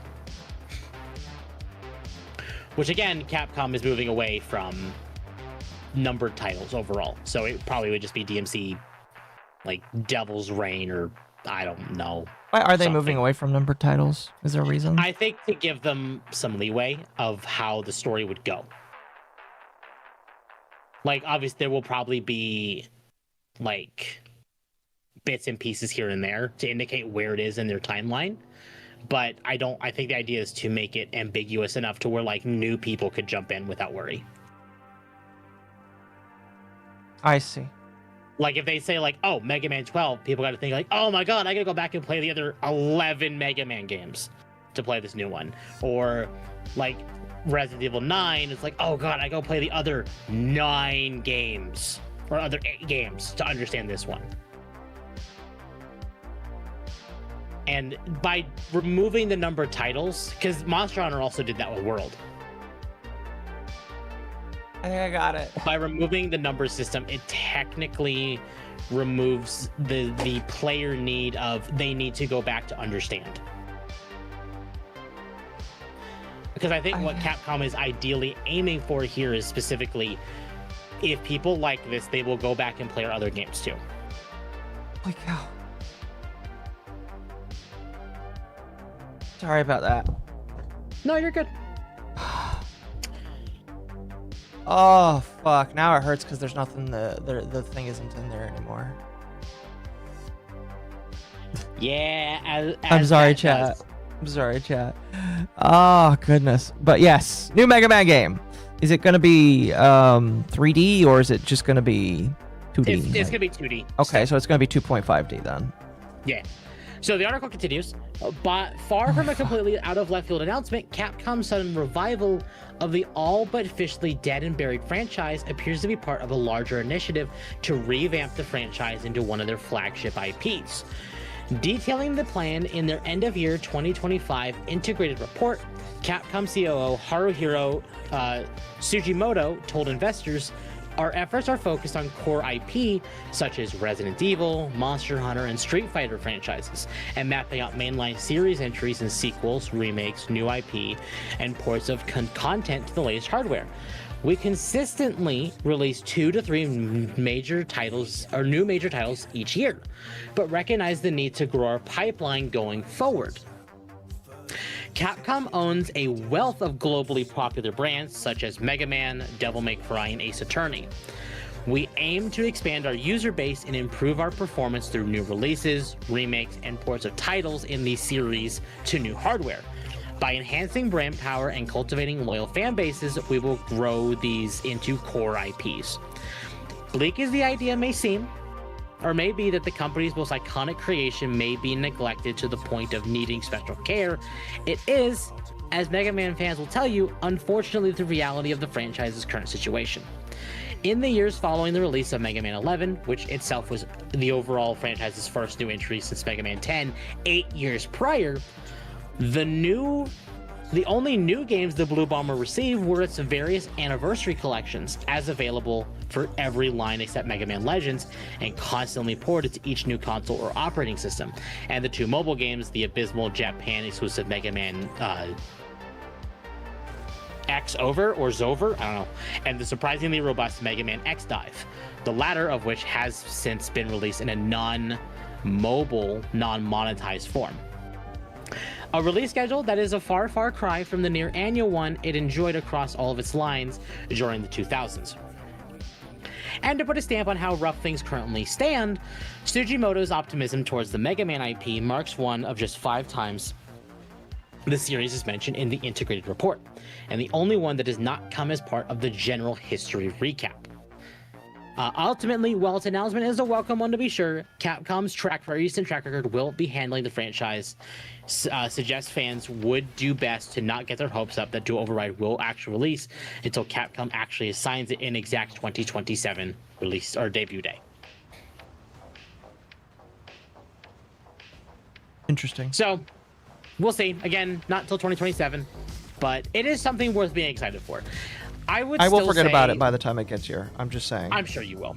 I mean, you probably will too. Sure you will. I don't know. I probably won't. You don't think so? I don't think I will forget. No. I'm gonna sound like a shill when I say this. Mm-hmm. I think Capcom's actually been doing very, very good lately. Despite the performance issues of Wilds, I still think Wilds is a competent game. Despite the fact you think that they've been a little bit more woke than normal? Well, comparatively, compared to like other companies, they've been far less woke than others. Mm-hmm. Like, I know people will say RE4 Remake is woke because they redid Ada's design entirely. But all things considered, as far as their overall games are concerned, they haven't had an overall bad release. Right. Like, you always sound like a shield at Nintendo and Capcom. Excuse me, Magma. Again, I don't know.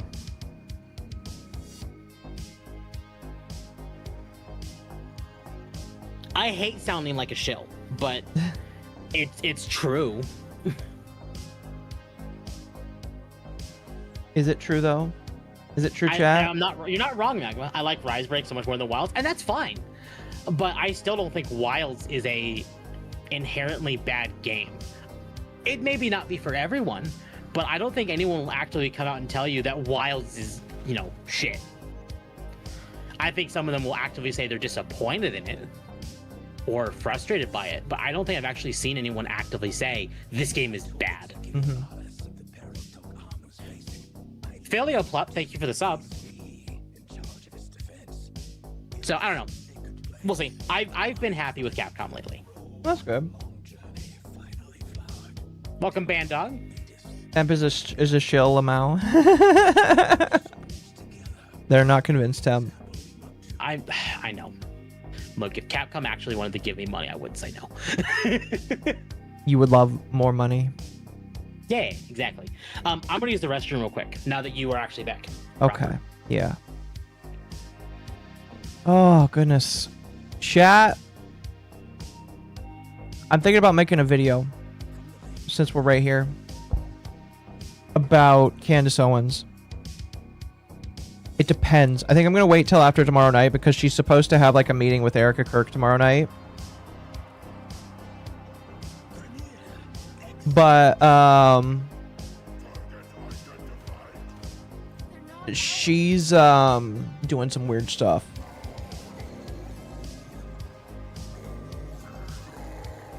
She's doing some weird stuff.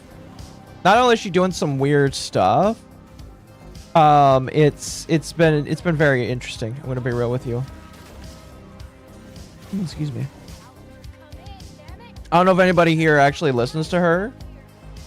And but like she's gone off the deep end. Yeah, that's kind of the that's kind of what I've been thinking. My personal opinion, and I'll kind of outline this in the video I want to do. But like I genuinely think that everything that's going on right now with Owens and everything that's like been thrown out there, I genuinely think that it's a circus, and people need to remember that it is a circus, and everything that is going on has very little to no bearing on politics, I would say, because it's all online shit, and most people don't care about the online shit. That's my personal opinion. So, not to spoil the video I want to make, but I'm basically gonna say that. I'll never be too critical. I will tell you right now, if there's something worth being critical about, I will. Occo can attest to this. When it is worth being critical over, I'm not nice. Sure. And you're going to make it sound like I'm lying. Got it. That's what a family does. Fair.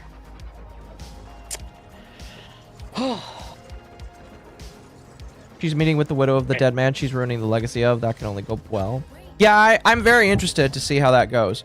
Like I said, I'm waiting till after tomorrow, because I was going to make the video tomorrow, but then when I heard that it's going to happen, I was like, we'll wait. From MommaOcco. At Mercenarix21 send $5 for more hats. Just remember that Candace Owens was right if she ends up being Minecrafted. Pray to God she is not correct about anything.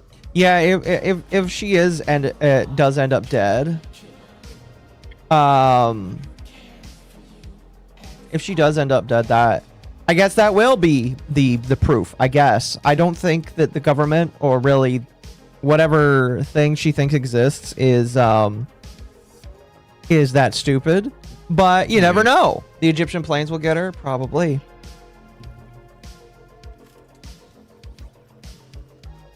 Probably, chat, probably.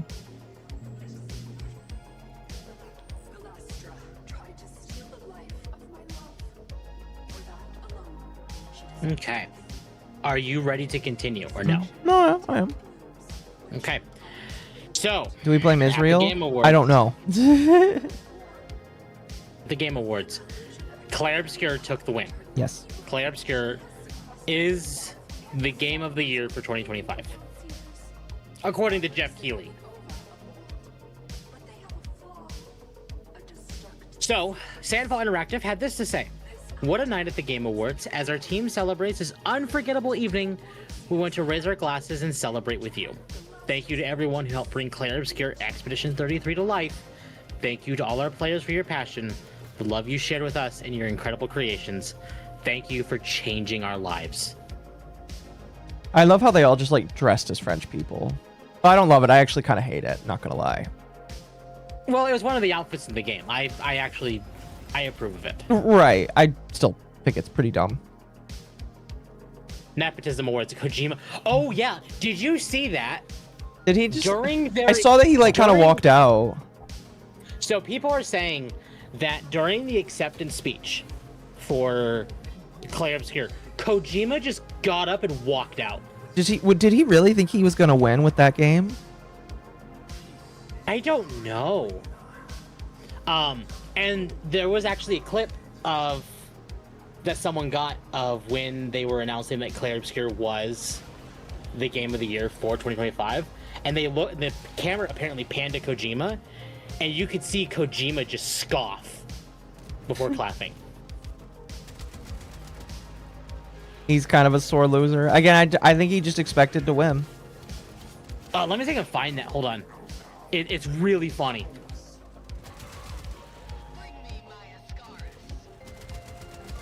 That is hilarious, though. He's high on. I mean, like, he's kind of won a lot whenever something happens. So it's not out of the realm of possibility to think that he did expect to win. Okay, here it is. Hello, everyone. Muckle. Nope. Sorry, I had Guild Wars videos in the background for when I was playing Guild Wars. Wow, not even going to close the current videos that you're playing. You can't just save them for later. Anyway, so this is Kojima during the acceptance speech, or when they were announcing. Expedition 33.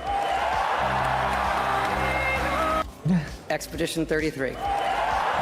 Oh yeah, You he's see definitely that. upset. He's pissed. I wonder how much money he paid to get it rigged, but because of the overwhelming support for Claire Obscure, if they ended up doing anything for Kojima, it'd be obvious. I'm no longer friends with Jeff. That would have been you funny.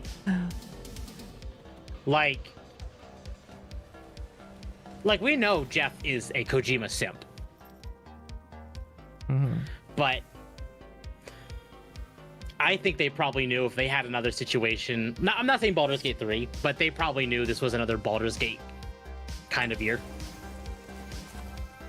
That if this had gone to anything but Claire Obscure or even Silksong, that there would be flat out riots. So they actually probably had to accurately,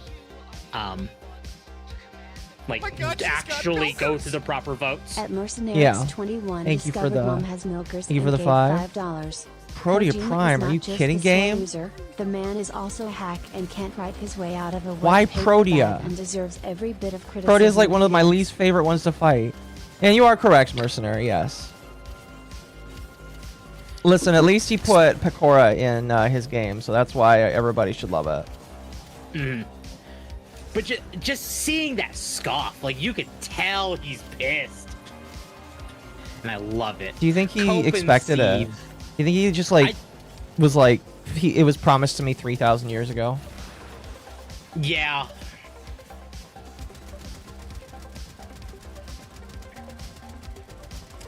In fact, Death Stranding actually received 7 nominations. I don't think it won a single award. Really? Not even Death Stranding? Yeah. Death Stranding, KCD2, Hades 2 did win a couple. Silksong won one. I think actually might have won a couple as well. I just think the Silk Song was too close to the end of the year, not gonna lie. No, I disagree. Really?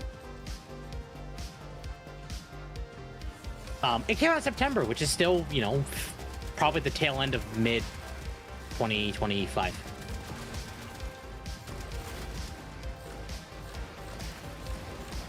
Like, it was far enough away where it actually, had a chance. You think so? Yeah, I do. Yeah, Zyote got 0, Death Stranding got 0, KCD2 got 0. But Hades 2, Claire Obscure, and Silksong all got awards of some kind. At least Kingdom Hearts was pretending to be salty. Oh, I don't think they were pretending. I think they were just salty. No, Kingdom Come Deliverance 2. On that note, where is it? Here it is. I did not actually pull up the actual tweet, but Pirate Nation got it. From Sir Toby, who is the community manager At for Mercenaries 21 tipped KCD2, $5 saying, to the "We have Lost officially Cause. been robbed." No games should never be 8-hour movies like this was Regina after wants the Game them to Awards. be. I will never give that man credit for anything. He wants to be a movie director. He does indeed. Well, then he should go become a movie director, like that other Japanese man that made just about everything in Japan. Takeshi. He should be like Takeshi Takano. Is it? Yeah, Takano. Takeshi Takano. Should be just like him. If he's that upset,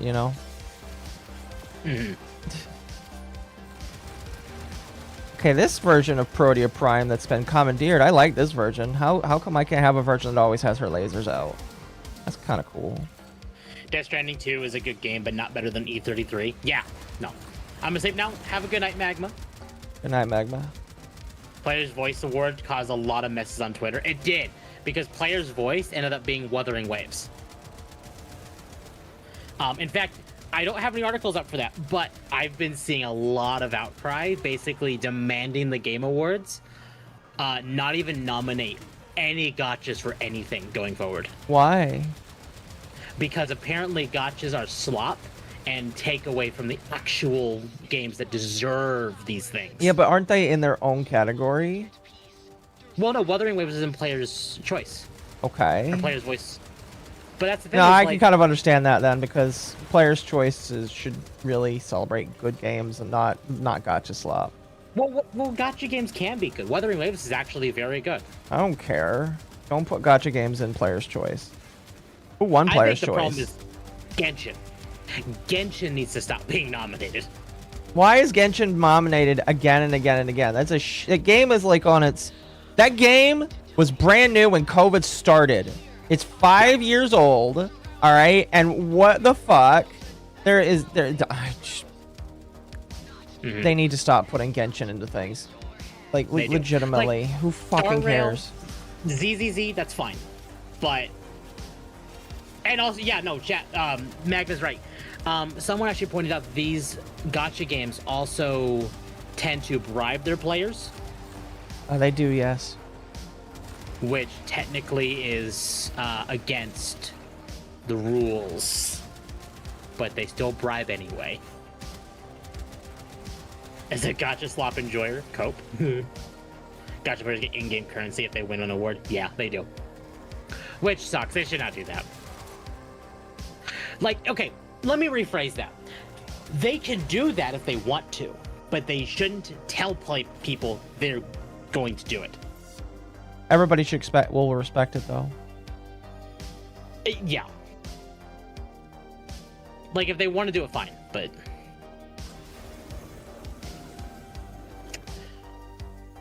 Not giving me much choice there, game.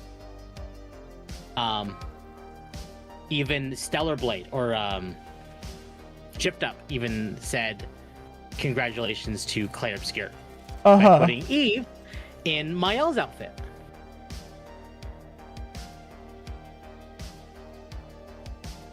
In fact, I'm expecting to start seeing collaborations across the board with Claire Obscure for other games. You think so? I do. I don't expect to see one for Stellar Blade, maybe Stellar Blade 2, because we know a sequel is coming. But Yeah. I suspect a lot of companies are going to want to have a piece of the pie.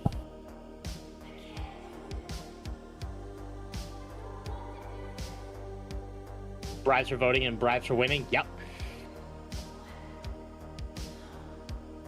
I don't play Uma and I still got stuff? Yeah.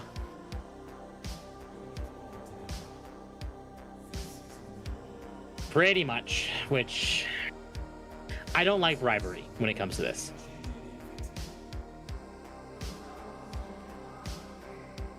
E33 is turn-based Dark Souls. This is all FromSoft's fault. That is a take. I predicted that we'd see a Claire Obscure collaboration in Final Fantasy 14. In 14? In 14, yes. Interesting. The question was how. Were they going to do like a basic event for like kind of like the Final Fantasy 15 and 16 events, or would they pull a near? Because like there's typically two different types of events that they do. But I have a theory about that now. Given the story of the game, without spoilers, because Claire Obscure, like people get mad at me if I spoil Claire Obscure. Without spoilers for Claire Obscure, I have a feeling it'll actually might end up pulling a Nier Automata and getting a proper full-on raid series. I could see that. That'd be kind of cool. Because they could give us a new character that is a Pictomancer that leads into the raid series. That is all I will say. Anyone that has played Claire Obscure knows exactly why I say that. I think I know which one you're talking about. Is it the one with the cards? No. This reason I chose Pictomancer as the class I chose for like a character that could, help lead in for a story for this is very, very spoiler heavy. Anyone that knows from the game story will know why I'm saying Pictomancer. But there's a lot of stuff here where they could absolutely do a raid series and it would work so well. And they could tie different like expedition outfits to like different like rewards, so different minions, different stuff. And depending on what they do,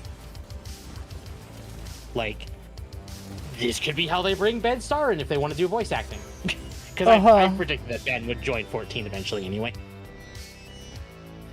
Like I don't know if like as a main character or as like an expansion character. Like I hate to compare him to Wooklamot, but he could end up playing a character that's like an expansion companion like Wooklamot or Sphene or something like that. He's not a weird non-binary actor, so as long as he's not like he's weird, but he's not. Yeah. Ironically, did you see the segment of the Game Awards where Rev and Megan came out? Yes. So they basically said that they have the work of Warframe wouldn't be able to continue without Ben Starr locked in their basement. And the camera at the Game Awards panned to Ben Starr, and he had this like almost nervous smirk on his face and 2 thumbs up, like he's being threatened to say nice things. It was funny. I don't know anything about his opinions, but he's funny. He at least knows how to be silly, and that's good. Yes, he does.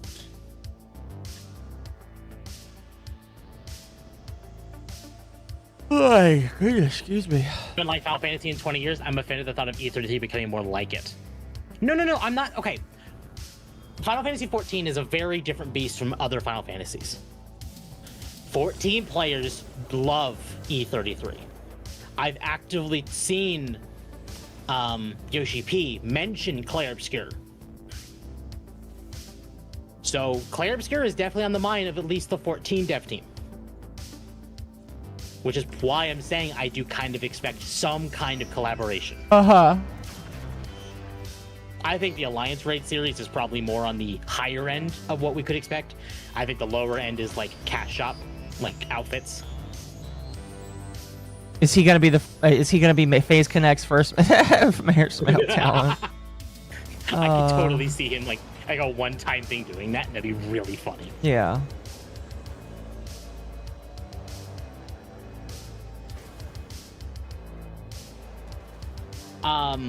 So, do you know all the awards Clair Obscur won? No, I don't.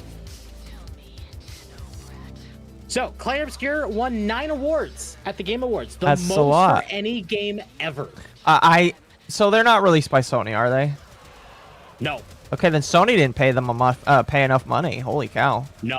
In fact, this game was published by Kepler Interactive, which primarily releases indie games.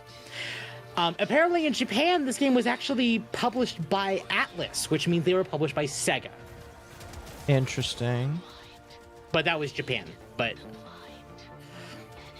because, different regions, different publishers and stuff like that. Interesting. But the awards that Clair Obscur won at the Game Awards was Game of the Year, Best RPG, Best Narrative, Best Art Direction, Best Score and Music, Best Game Direction, Best Debut Indie Game, Best Independent Game, and Best Performance by Jennifer English. When it came to the Best Performance, I know we actually reacted to this on Under the Tea. Clair Obscur had 3 nominations for Best Performance. Jennifer English, who played Mael, Ben Starr, who played Verso, and Charlie Cox, who played Gustav. In my honest opinion, all of them did a fantastic job. Charlie Cox was snuffed. Charlie should have gotten that. Maybe just a little bit. Don't get me wrong. Jennifer English and Ben Starr both did a phenomenal job. But what we've heard from Charlie Cox, he deserved it. He was snubbed. Napoleon smiles upon them. I was thinking, when did Temp take off his jacket? A bit ago.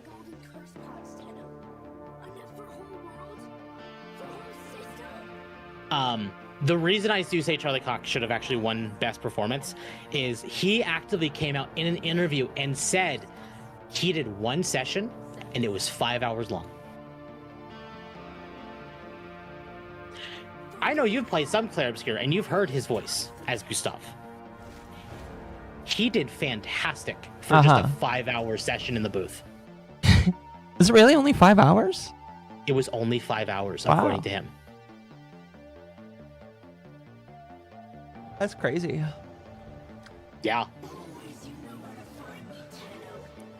And apparently, in that same interview, he even said he hadn't played the game yet, and people started coming out saying, I don't care what you do, someone has to buy this man a copy of the game.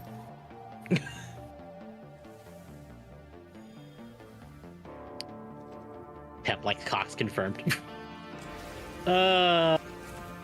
Indeed, Temp likes Cox confirmed. So, 9 awards. That's a lot of awards. That is, yes. That is an insane amount of awards. I know people are mad at it winning Best RPG. But why? Because Kingdom Come Deliverance 2 was also in that category, and I there's a don't lot care. of people who think that that game is a better RPG than Clair Obscur. I don't care. I'm not going to say they're wrong, because I've not played Kingdom Come Deliverance 2 yet. If someone wanted to buy it for me, I would play it, but Right. But I've not played it yet. But Clair Obscur is more akin to a JRPG than like Skyrim or Fallout or an open world first person RPG. Right. Like it is closer akin to stuff like Persona, Final Fantasy, Shin Megami Tensei. Ow. Like it leans into that RPG aesthetic more than what it actually is, or than what people think an RPG is.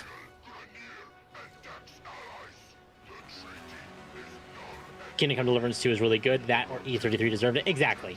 And I just think E33 just kind of came in and people were not talking bad about it until after it won.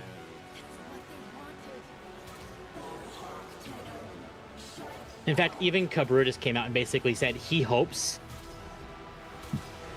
He was actually kind of hoping that Clair Obscur would not win Game of the Year. Why? Because he didn't want the fans or to people to come out of the woodwork against the game. Because since the game won Game of the Year, a lot of people have been coming out of the woodwork basically saying this game is shit and it did not deserve any of the awards. I mean, like, that's just going to happen regardless. You can't really just, like, try and protect a game for Exactly. that. I don't know.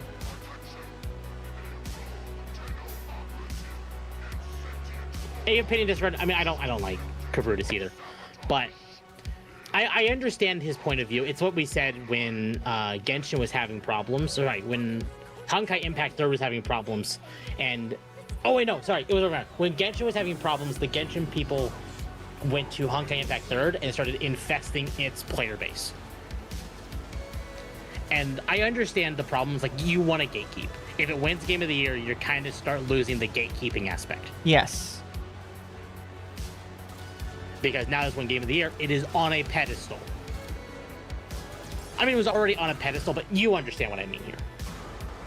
No, I know what you mean. I just... I don't know. He likes the new Doom game. Opinion discarded. I liked the new Doom game. Do I think it was Game of the... No, absolutely not. But I had fun with it. Eternal was better. 2016 was better, but I still enjoyed my time with Dark Ages. Kabrutus will do anything for relevance? I don't know. I don't know. I haven't really paid enough attention to him to give an opinion on that.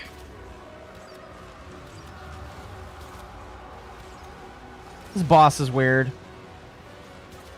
I have no answer for that one. I've not played it yet.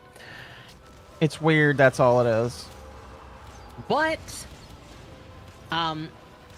they had not announced it yet, but after the win at the Game Awards, Sandfall came out with an announcement. Okay. What an incredible night at the Game Awards. And Rated M for mature. Sorry. While the party in LA is still going, the free major update, thank you update, is being rolled out right now. Tomorrow comes in Verso's drafts. Our gratitude for this community goes far beyond what we were able to express, but this update should hopefully serve as our way of saying thank you. This year has truly been incredible, thanks to you. We're gonna watch this trailer. It is going to be minorly spoilery, but I don't think there's gonna be any actual story spoilers. Okay. Kids. But they ended up releasing a new dungeon. Why are you at that? Why? Yeah. Me too. Vaso mentioned this place. So He never showed we literally go into a carnival of Verso's making. Apparently this update came with several new bosses, several new weapons, a new dungeon to explore, and it was free. Nice try. Interesting. It gave It's very several loud. hours of new content. My question Several hours of is, new content. do you think they would have released this if they I think they were won? going to, yeah. I think they were going to release it anyway. Oh, and also has a photo mode now. Oh wow, shooting the face does a lot more damage. That's awesome. Oh, and a photo mode? And a photo mode. This Whoa. is basically, there's enough content here that could be equated to maybe even a $20 DLC. Uh-huh. And it's free. That was free. There has not been any paid DLC for this game. Like, there's a deluxe edition upgrade, but it's all cosmetic stuff. There's the soundtrack. And they actually ended up releasing the soundtrack for this update for free on Steam. It looks like Charlie and the Chocolate Factory. Yeah, it kind of does. In fact, I have not played the dungeon yet because I finished the game, and I'm going to do this dungeon when I actually go back to play it eventually, because I want to do a full other playthrough. Because I don't feel like I was able to appreciate this game when I first played it. Like, I loved this game, but I basically burnt myself out on RPGs, and I felt like I have had to force myself to finish this game. Is that a giant woman? Yes. Also, the remake for Warframe's Tenno looked really good. So Dom actually messaged me with the Warframe update, and basically says it really feels like DE is trying to push trans ideology. How so? So a lot of the faces appear to have this almost womanly, almost baby face kind of look, but Dom put a beard on his drifter. Okay, they don't. And- That's something that they've always been able to do. Yeah, but That's not because of new. because of the baby face, he kind of just went on like saying, you know, it feels like they're pushing trans. Occo is a bad example. I think he's wrong. A lost cause. I think he's wrong. I think Dom needs to spend more 21 time with it. tipped $5 to the lost Yeah, cause. especially I since want like an the actual look is DLC really component good. if I there's a like how crossover it between looks Silk now. Song and Experience 33. And I want interaction, not just They costume. were giving us the update regardless of how successful the game was. Exactly, they were. I just think it lined up really well with them winning Game of the Year. Yeah. But I think this update was coming anyway. Didn't they find the music maker on SoundCloud? Let's get into that, actually. Yeah. Find all your people on SoundCloud. End up making a Game of the Year. So, Thank you for the 5, by the way. if people do not know, what is on my screen right now is their resume from Reddit. This was 6 years ago. Game. Ambitious AA game project looking for 3 female and 2 male voices. Hi everyone, and nice to meet you. My name is Guillaume. That's probably extremely wrong, and I'm sorry. And I'm working with a small team of indie developers on an ambitious AA game planned to release on PC and possibly PS4 and Xbox One. We are seasoned game developers who have already worked on AAA titles, who started a passion project 1 year ago that is turning into a serious title that we want to release. For that, we are preparing a demo and a trailer to interest potential investors and/or prepare a Kickstarter, and that's where we need you. Our demo is almost complete, What we lack are the cutscenes, they're being made right now, and some voices behind our characters. The game is a 3D modern take on the JRPG genre with a Western-style characters. Developed on Unreal Engine 4, we have 5 main characters so far who need to be voiced. 2 adult female, 2 adult male, and 1 child female. The game will be heavy on narration, so voices are very important to us. Here is a link to a draft of our trailer so far, and that is a Google Drive link that they just posted in a Reddit post. None of the shots are final, and there is a big black part at the beginning because we are making out cutscenes right now, which is why we now need voices, and not these terrible robotic voices. But it gives you a good idea of what the game will look like. If you're interested, check out the document with the instructions and all the scripts, and it's another Google Doc where they just flat out release scripts they want them people to read. Ideally, we'd need people who can do the whole script of the demo for 1 character, but if you want to try and just the trailer voices, we'll already be happy. Let me know if you are interested and refer to the doc to get the instructions on who the characters are, what lines they have to say, and where to send the audition. I'll conclude my post by saying that if this project takes off, we will probably want to keep working with you for the rest of the project as a member of the team. I hope this project motivates some of you, as we are really dedicated to make this project into something big in a close future. Edit. Hi everyone, and thank you so much to everyone who sent an audition. It is really awesome for us to see such a big motivation for this project. We have decided to close the auditions this Sunday to gather as many auditions as we can, but still give us enough time to make sure we have time to do our facial expressions afterwards. Edit 2. The auditions are closed. Thanks to everyone who sent a take. We'll send the results soon. Cheers. And this was on the r/record this for free subreddit 6 years ago. This was the start of Claire Obscure. Yeah. The writer came from Reddit. The composer came from SoundCloud. Oh, gosh. You know what's funny is I can't tell that story. Never mind. Okay. Can't tell that story. Here, I'll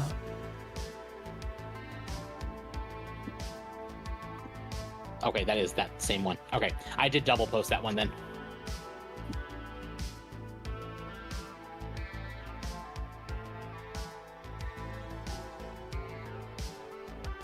All right.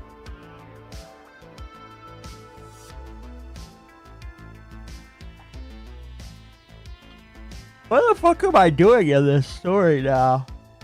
I have no idea. It's supposed to be like a 2-hour thing, and it has been lasting a decently long time, but like, I'm just confused. Oh, are we getting the demon frame now? The one that's voiced after what's his face? Emmett Selk. Yeah, Emmett Frame.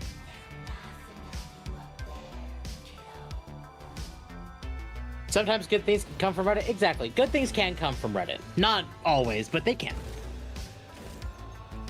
Just like some good things can come from other parts of the internet and some not. But Claire Obscure started as a Reddit thing. And look where it is now. Winning Game of the Year. Yep. Never say never, chat. And I saw it, but I forgot to put it in the docket. But I can confirm that several developers are coping and seething and basically saying Claire Obscure is yet again setting expectations that AAA cannot hope to achieve. It is out of their realm of possibilities. It's pretty funny. They said the same thing with Baldur's Gate 3. So I'd like to point out again that AA games and indie games are doing better than AAA.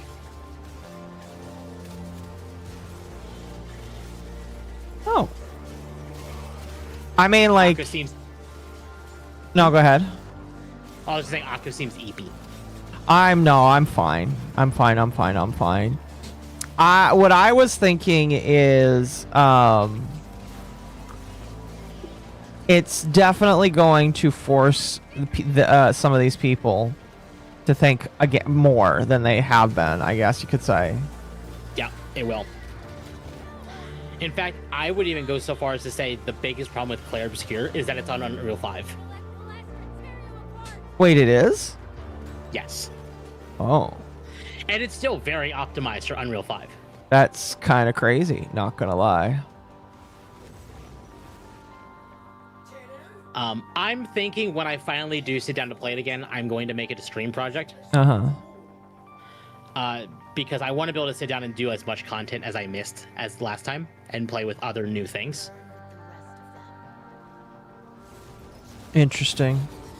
But it's going to be a bit before I actually do that. Well, you'll have to show me when it's when you're done with it. Well, it's going to be a while because I still want to make it through other projects before I do that. Right. DLC? Yeah. Don't forget, they also said the same thing about Silksong, and boy, were they pissed at how cheap it was. Yeah, they said the same thing about Silksong. Yeah, they were upset because the price was cheap. Now they're upset because the bar is set. Mm-hmm. I like this new Warframe. It looks awesome. On the bar being set, who's ready for the bar to be broken again? Uh-oh. Because during the Game Awards, Larian announced their next game. Oh yes. Do you want to play the trailer? I don't think it will get you taken down, but just in case. Chat. This game has an orgy in it. It's kind of crazy. There's an orgy scene in the trailer. Granted, there is already people being burned to death as well. Yeah. To be fair, which one will YouTube and Twitch not like? The orgy. So, we're going to avoid showing that. But, from Sven Vink over at Larian, I don't know where I've ever... I don't think I've ever been so nervous about an announcement as this one, but here it is. This is our biggest, most ambitious RPG yet, and we can't wait to show it to you. So, they announced Divinity, which is their newest game. Probably it's safe to assume it is a sequel to Divinity Original Sin 2, and a sequel to the other Divinity games. But probably enough of one where it's essentially a fresh start for Divinity. Right. What we are hearing is that Divinity is going to be even larger than Baldur's Gate 3. I hope so. I really do hope so. Based on the content in the trailer, they are willing to get even darker with this game. Which, honestly, again, seeing a lot of what was in this trailer really made me think they were really held back by Wizards. Uh-huh. And now we're going to get... You know, here's a question. Do you think it'll be so dark it won't even be good enough for Steam?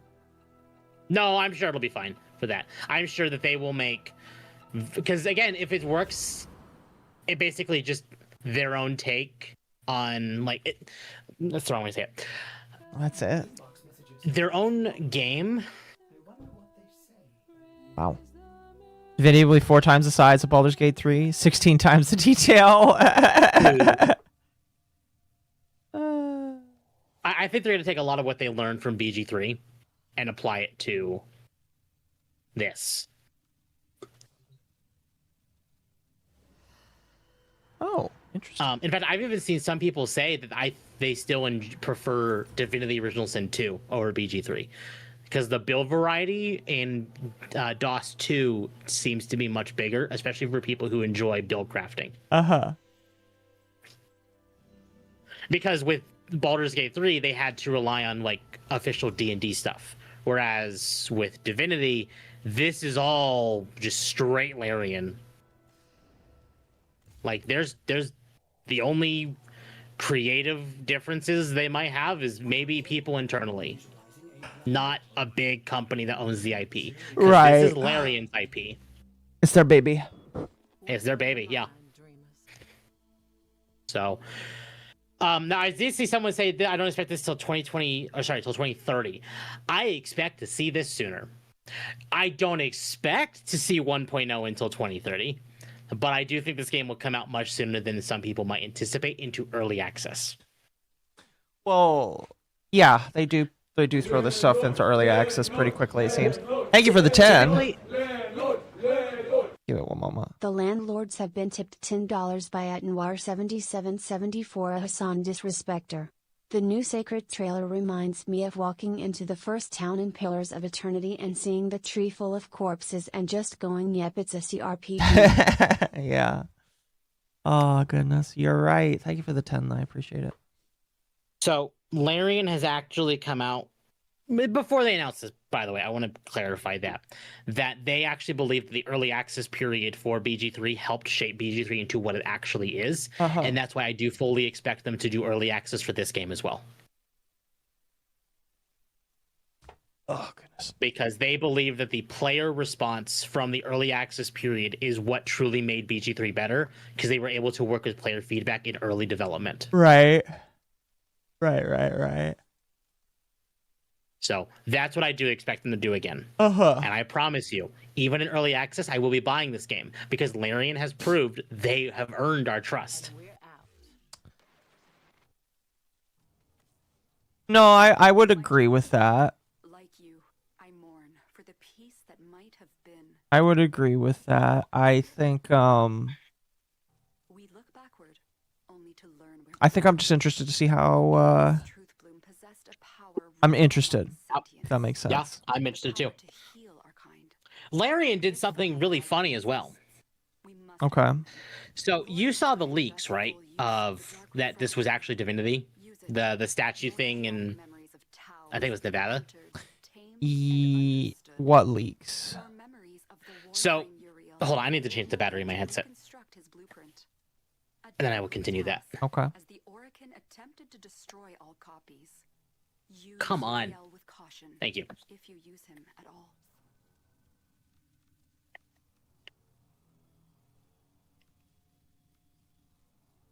Awesome. Now I have the Warframe blueprint for Uriel.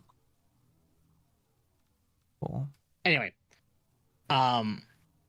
so people were speculating. Obviously, we talked about the statue the week prior to Game Awards on Dogwave. But the day or day before, or the day or two before the Game Awards, there was a leak of Divinity. Quote unquote leak of Divinity. I think it was on their LinkedIn, or it was another site like LinkedIn, of different iconography or different symbols in Divinity, and every symbol pointed to the statue. So Larian took the leak that came out and made it their Twitter banner. I feel like that's a sign of them saying, yes, it's a thing. Based. They ran with it and made it into a joke. That's pretty good. Pretty funny, not gonna lie. How many gigs is on this? I don't want to have to take it apart to find out. Again, it just goes to prove to me that Larian is worth paying attention to, if they're willing to even joke about their own internal mistakes of this getting leaked. I don't even think that's a mistake. I don't think that there's much you can do about that, honestly. Yeah, you're right. It's also the internet. Like, you're gonna find this. If the stuff they own it. Yeah, exactly. They owned it. Did they leak it, I wonder? No, I highly doubt plausible. It is actually quite plausible they did.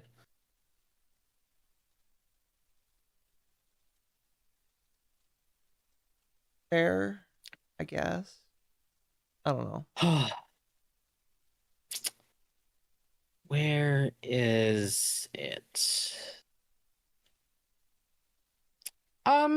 Sure. You know what? We'll talk about this next.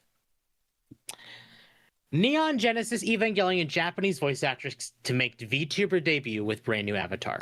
Well, this already has happened, but yeah, it was really interesting. Yuko Miyamura, the voice behind Evangelion's Asuka, is debuting as a VTuber. The actress unveiled her new avatar on December 4th. I thought it was cute. Nice little thing. It is cute. It's very reminiscent of Asuka, actually. Oh, so does she just like act like Asuka? Well, no, the model.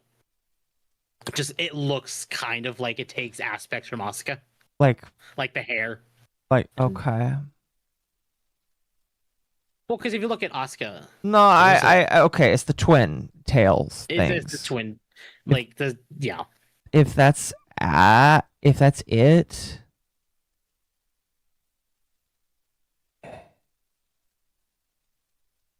So, to commemorate her 53rd birthday, Neon Genesis Evangelion voice actress Yuko Miyamura, the longtime Japanese voice of Asuka Langley Soryu, announced that she will be making her official VTuber debut at an upcoming year-end livestream. Miyamura previously announced her intentions to become a VTuber during an Evangelion 30th anniversary live event, when she hinted that her new avatar was in the works. Post-translation.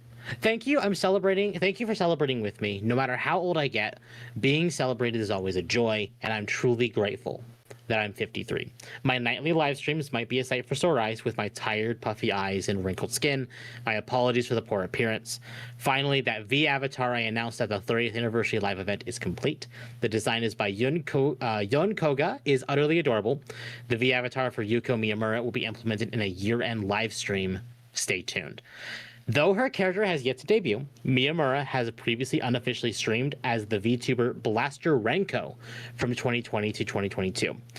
Lore-wise, Blaster Renko is an alien from a planet Buster who came to Earth to learn about human society. While on the planet, she attends a Japanese school and streams video games to make the connection between Blaster Renko and Miyamura more apparent. The former reports that she is currently living in the house of the latter. Blaster Renko also refers to Miyamura as Mommy on occasion. Miyamura only recently recovered from her battle with Graves' disease and Hashimoto's thyroiditis, both serious illnesses that left her unable to speak or articulate properly. Though she considered retiring in 2022, she was encouraged by her peers to focus on her recovery. Following successful treatments that she partook in without stepping down, Miyamura has since returned with her iconic voice. Her new VTuber avatar was created by manga artist Risa Kimura, who goes by her pen name Yun Koga. Kimura is the creator of popular 2000s manga like Loveless, Tenshiko, and Kill Me, as well as the ongoing series Kuromata Suikoden, Hero of Heroes. With her recovering voice and Kimura's design for her V avatar on her side, many are hoping that Yuko Miyamura's VTuber career will help raise the voice actress's spirits and help her reconnect with her fans. Details about her official live stream will be revealed at a later date. I love how everybody's just saying that they would fuck her. I don't like automaton media. It's constantly it's buggy. So yeah, that's cool. On the other side of the Evangelion news, Studio Gainax, known for influential anime series like Neon Genesis Evangelion, has shut down after 41 years as its bankruptcy is finalized. I saw that. It's really sad, honestly. Hideki Anno, who co-founded Gainax and remained a shareholder for more than 2 decades, described the closure as a truly disappointing end, but said that he's accepting it with a sense of calm. So, Gainax is gone. Finally, someone who is not one of these two sanctimonious. Oh my goodness. Gainax never changed. Look, okay, technically it should be Gainax. It should be Gainax. You're right. Not Gainax, Gainax. Take all they say with a grain of salt. If they are to be believed, their moldering. Sorry, I'm just kind of bewildered because I'm sitting here looking at Emmett Selk, but he's got like blue skin and he's telling me things here. It's kind of crazy. They filed for bankruptcy years ago. It's finally official. Yeah. Evangelion was a good show. Did you ever watch Evangelion? No, I have not watched Evangelion. This is something we should change. There's a lot of things we have to change with you. My own infantry of endless soldiers. Listen. Listen. We get it, Temp. You're gay. I'm not though. Chat. I'm pretty sure Temp is not gay. Rest in Pepperoni, one of the great founders of anime. Yep. Hot take: I hated Evangelion. It's not really a hot take, actually. I was there for Evangelion is a mixed bag. You either really like it or you really don't like it. Muriel, pride. His true name will never be spoken by me. It's the only thing In other sad news, Jeff Garcia, the voice of Sheen Estevez from Jimmy Neutron, has sadly passed away at the age of 50, TMZ reports. You know what's sad is I was listening to Barnyard today, and he also voiced the mouse in Barnyard. Yep. That was really sad. Toonhive, why did you have to use an image of Planet Sheen? That show was so bad. Like, that show truly was awful. I hope you're as impulsive with your blade as you are with opening your coin purse. Oh, wow. Oh, wow. Temp being biased, fine. No, I'm not. I forgot they have new titles that you can affix to your name based off of the resources that you have in your inventory.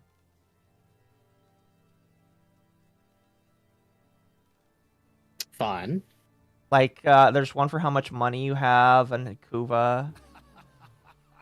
The new Grand Highness.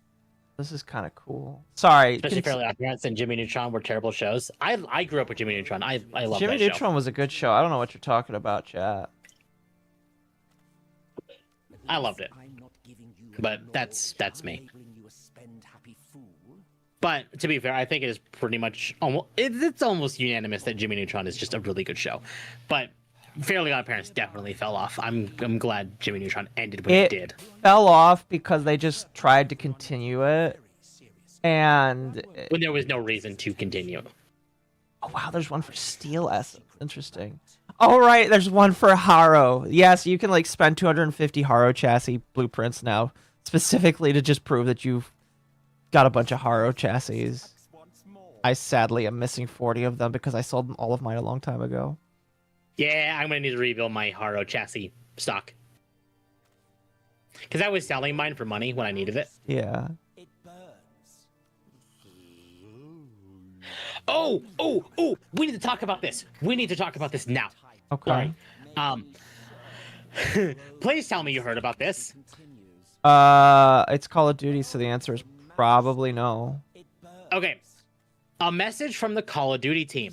First off, thank you for all the feedback we've received over the last few months. Call of Duty has enjoyed long-standing success because of all of you. A passionate community that demands excellence and deserves nothing less. We also know that for some of you, the franchise has not met your expectations fully. You don't say. To be very clear, we know what you expect, and rest assured we will deliver. Will you? And over-deliver. Will you? On those expectations as we move forward. With respect to Black Ops 7, we set our sights to deliver a spiritual successor to Black Ops 2, and the studios have poured their passion into making a great game that all of us are very proud of. Did you? But it's one thing for us to say it, more importantly, it's up to you to try it and judge for yourselves. So, as it relates to Black Ops 7 and the future of Call of Duty, here's a few important notes. 1. You'll have the opportunity to play Black Ops 7 for free. Next week, we are opening the doors for everyone to jump in and play Black Ops 7, multiplayer, and zombies for a free trial along with a double XP weekend. We would like you to experience the game firsthand and decide for yourselves. We are committed to unprecedented seasonal support. Your continuing feedback will help shape our seasonal updates over the coming months. Season 1 is the largest live season ever, and we're just getting started. We won't rest until Black Ops 7 earns its place as one of the best Black Ops games we've ever made. 3. Our strategy going forward is changing.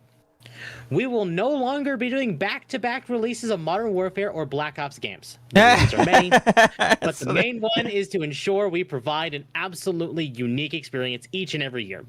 We will drive innovation that is meaningful, not incremental.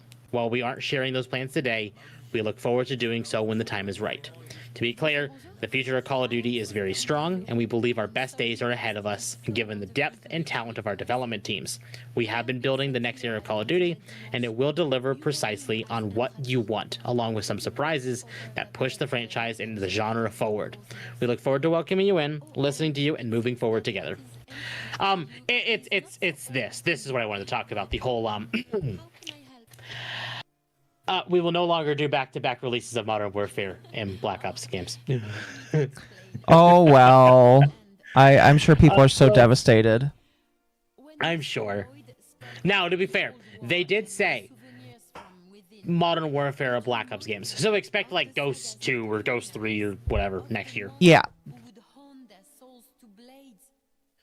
Yeah. Or World at War 2. I don't know. Either way, on the surface, it does sound like, oh, no more annual Call of Duty releases, but there will still be an annual Call of Duty release because they cannot help themselves. Call of Duty is just Activision's Pokemon. Yeah, it is. So, I've never played much of Call of Duty, so I can't really say that I just found it really interesting. Don't. If you're going to play a shooter, play Battlefield 6.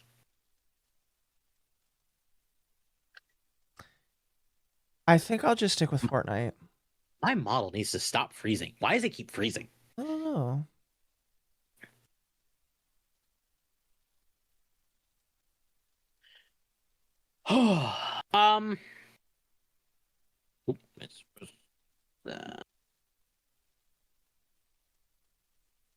Okay.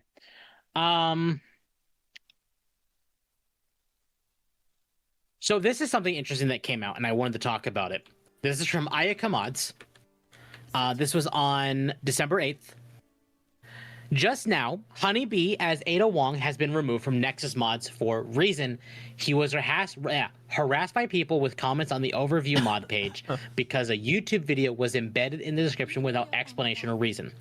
The mods Nexus recently removed are now safe and hosted on Ayaka Mods to help us grow by sharing and following. This was the mod.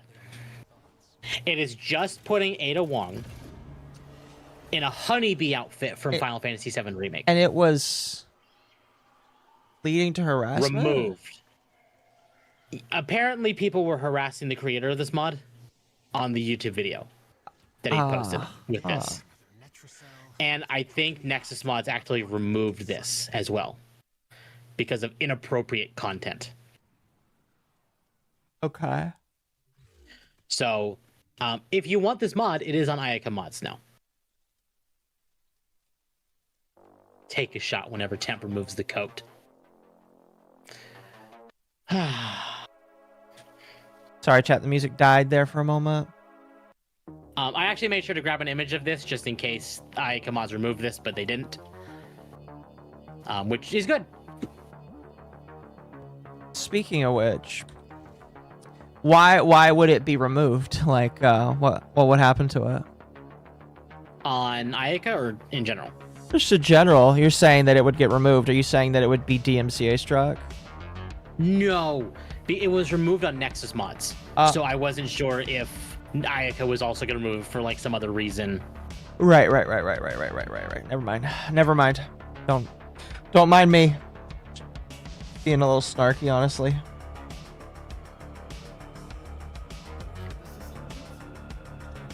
Let's see. Did you want to talk about Samsung? Sure, let me bring that up. And then what else did you want to talk about tonight? Do we have quite a lot left? We have quite a lot left, yeah. Really? Okay. Yeah.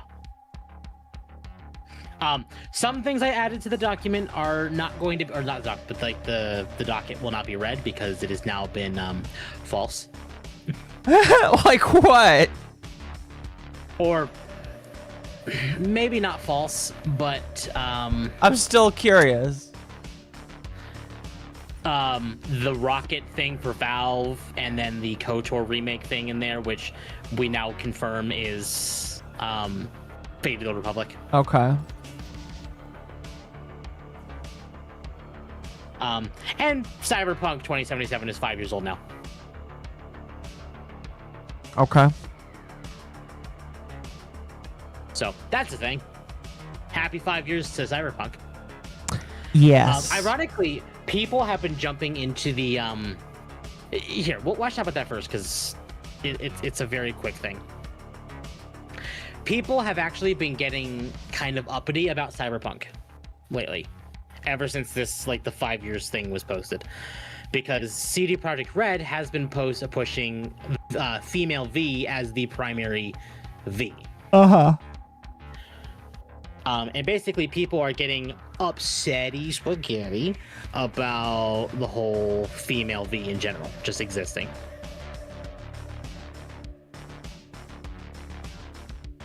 Because at the start it was just male V that was there, and people are mad that CDPR basically didn't just double down on male V and they had to make a female V, and in my honest opinion, it's stupid.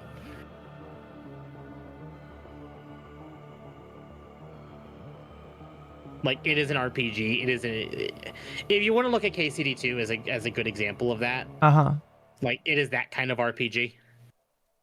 I can't believe it's been 5 years. Why I played female V on both places? I've only played female V.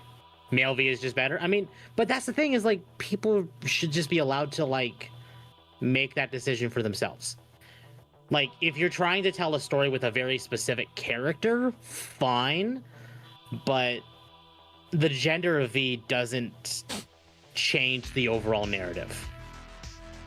Mizu might argue with you on that one.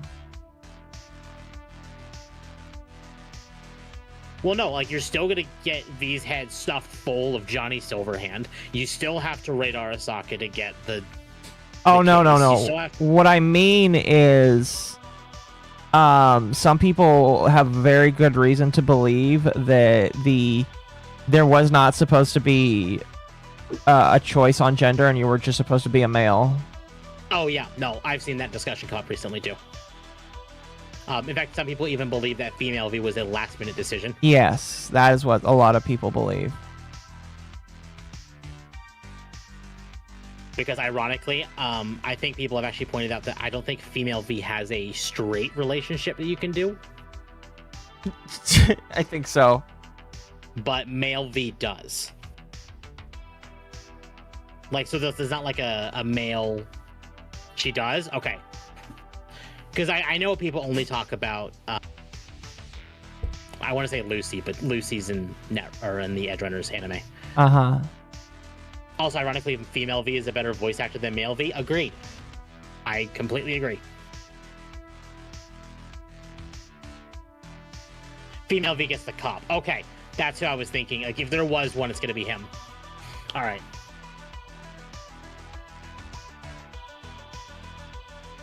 So, again, I think it's silly. I understand why people are complaining, but I think it's silly. Yeah. I think a lot of this is coming out because CDPR has been pushing female V as the canon V since the Phantom Liberty expansion. I don't I don't necessarily care that much. I honestly don't either. But it is interesting. Here's my point of view. The canon one is the one you choose.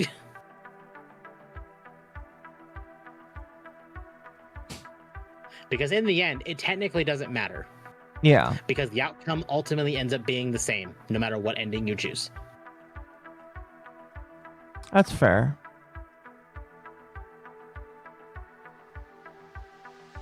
So I just wanted to bring that up because it's funny. All the promotional material was male V, and now they've been pushing female V since the new team took over. Yeah.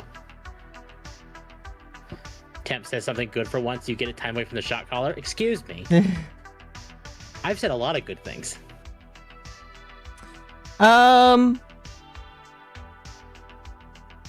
We'll see. You're still gay in the end? Still gay in the end. Yes, chat. They still want you to be gay in the end. Yeah, as far as we're aware, Cyberpunk 2 is apparently very, very, very full of ESG and DEI. How do we know that? Apparently based on internal leaks, but again, the game's not out. The game has not even been announced properly yet. Well, I guess we'll wait and see. I think it's people dooming and glooming still. That tends to happen sometimes. I don't know. Trump won the election. We're all doing real good in this world and economy, aren't we? Right, but CDPR isn't American. They're Polish. Yeah, I'm making a joke. Fair. Trump won the election, So, we'll see. everything is just fine right now. It's just fine.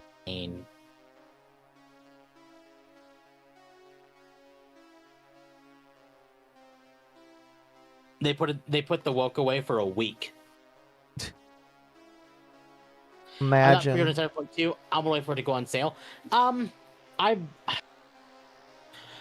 might not. We'll see. Again, it depends. I need to see the game. I need to see overall response of it, because I didn't buy Cyberpunk when it came out. I bought it soon after it came out. Actually, technically, you bought it for me because you needed to pay me. Was it me? Oh, fair enough. It was you. You bought it for me. Fair enough. Fair enough.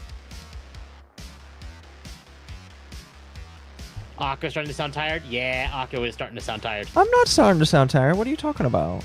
You are starting to sound tired. I feel like this is just an excuse for you to want to end the show.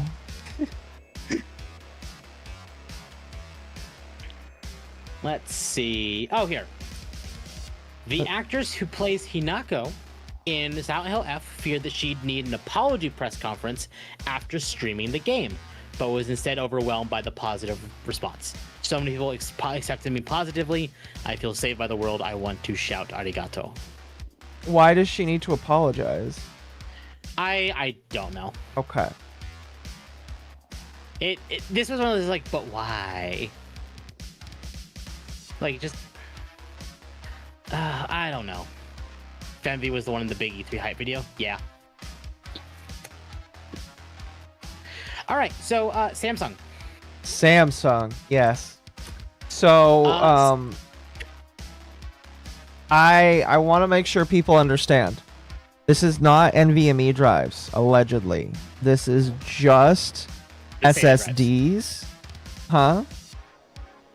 SATA drives. Well, it's just SATA SSD drives, which are the ones that require the 2-plug connection. This I don't know if they've mentioned why. I haven't read this article. Have you read this article? No. Okay. I don't know if they mention why.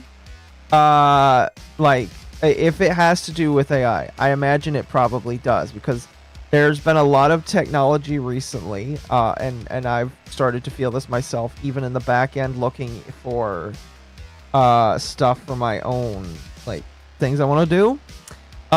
There's been a lot of stuff that has just been slowly inching away from the public use, general use. And I don't really like that. I really, really don't like that. Micron decided that they were going to get rid of Crucial RAM, which is, you know, it's Crucial in general. Yep. Just Crucial, because Crucial also has SSDs. Well, no. What I mean is, like, Micron is just ditching Crucial altogether. It says in the article right there, it says Crucial's RAM lineup. Okay. Micron came, because we talked about it on Dogwave last week. Micron just announced they're getting rid of their entire consumer Crucial lineup entirely. I feel like we'd have to double check that, because again, the article is just saying Crucial RAM. Okay, I will scroll up and get that. I'm not saying you're wrong. I'm just saying that's what the article says right here. But like, the problem is 100%. AI data centers are the most profitable thing to quite a lot of companies right now. Because they are chasing the high of creating the AGI. And, you know, I've never really been a quote unquote hater of AI. I've always just kind of seen it as a tool, a ineffective tool. I would say, it's got some good laughs that come along with it. The AI art I've always just seen as like a means to a creation of another thing. But I've never really like seen AI as this super duper important thing. Like I even used it once to ask it some tech questions, and I felt like the tech questions weren't that good. I felt like in order to get the tech questions, I would have to read the articles that it was trying to cite as a source. So I've never really like felt that AI itself was going to be a long-term kind of deal, if that makes sense. But then Crucial comes out and announces that they're going to cut stuff, or excuse, not Crucial, Micron. They're going to cut Crucial, which is pretty big because that's a pretty nice RAM lineup for a lot of people. And now, sorry, I'm trying to breathe through this. Samsung is also getting rid of their SSDs. Now they are just one of many SSD brands, but there's not really a lot of different SSD brands. There's definitely a lot of hard disk drive brands, but there's not a lot of SSD brands, and I feel like there's even less so of M.2 brands. And I don't know why they're choosing to do this. I know for Crucial, they are doing it because they want to focus specifically just with AI data centers. I don't really like understand that because it's already happening. Already we are seeing people realize that AI isn't worth as much. I don't know if it was this week or last week, but I'm pretty sure Nvidia, their stock went down a little bit because of a lack of returns for these data centers. And so the question is, how long is it going to take before that bubble pops? And when that bubble pops, are we going to lose these companies, or are they just going to walk back to the consumers? Kind of like my question. Right. So I found the article, and Micron themselves literally announces exit from Crucial consumer business. Micron will continue Crucial consumer product shipments to the consumer channel until the end of the fiscal Q2, which is February 2026. The company will work closely with partners and customers through this transition and will provide continued warranty service to support for Crucial products. Micron will continue to support the sale of Micron branded enterprise products to commercial channel customers globally. So the Crucial consumer brand is going away for AI. Stock up on WD. WD is I would say out of all of the hard drives, the hard disk drives that exist out there, WD is probably the best in my personal opinion. I've listened to quite a lot of people do testing for different hard drives. Western Digital has the lowest failure rate of, I believe, 0.03. And I believe that's based off of how often a drive will fail within the first year. And it is 0.03%, if I remember correctly. So that means that 0.03 drives that you get will fail within the first year of use. So Western Digital is the way to go. So Micron is just fully abandoning consumer entirely. The question is whether or not they will jump back the moment that they realize that AI is non-profitable. So this is something that some creators have said, where the consumers are not going to forget about the ones who don't abandon them. Yeah.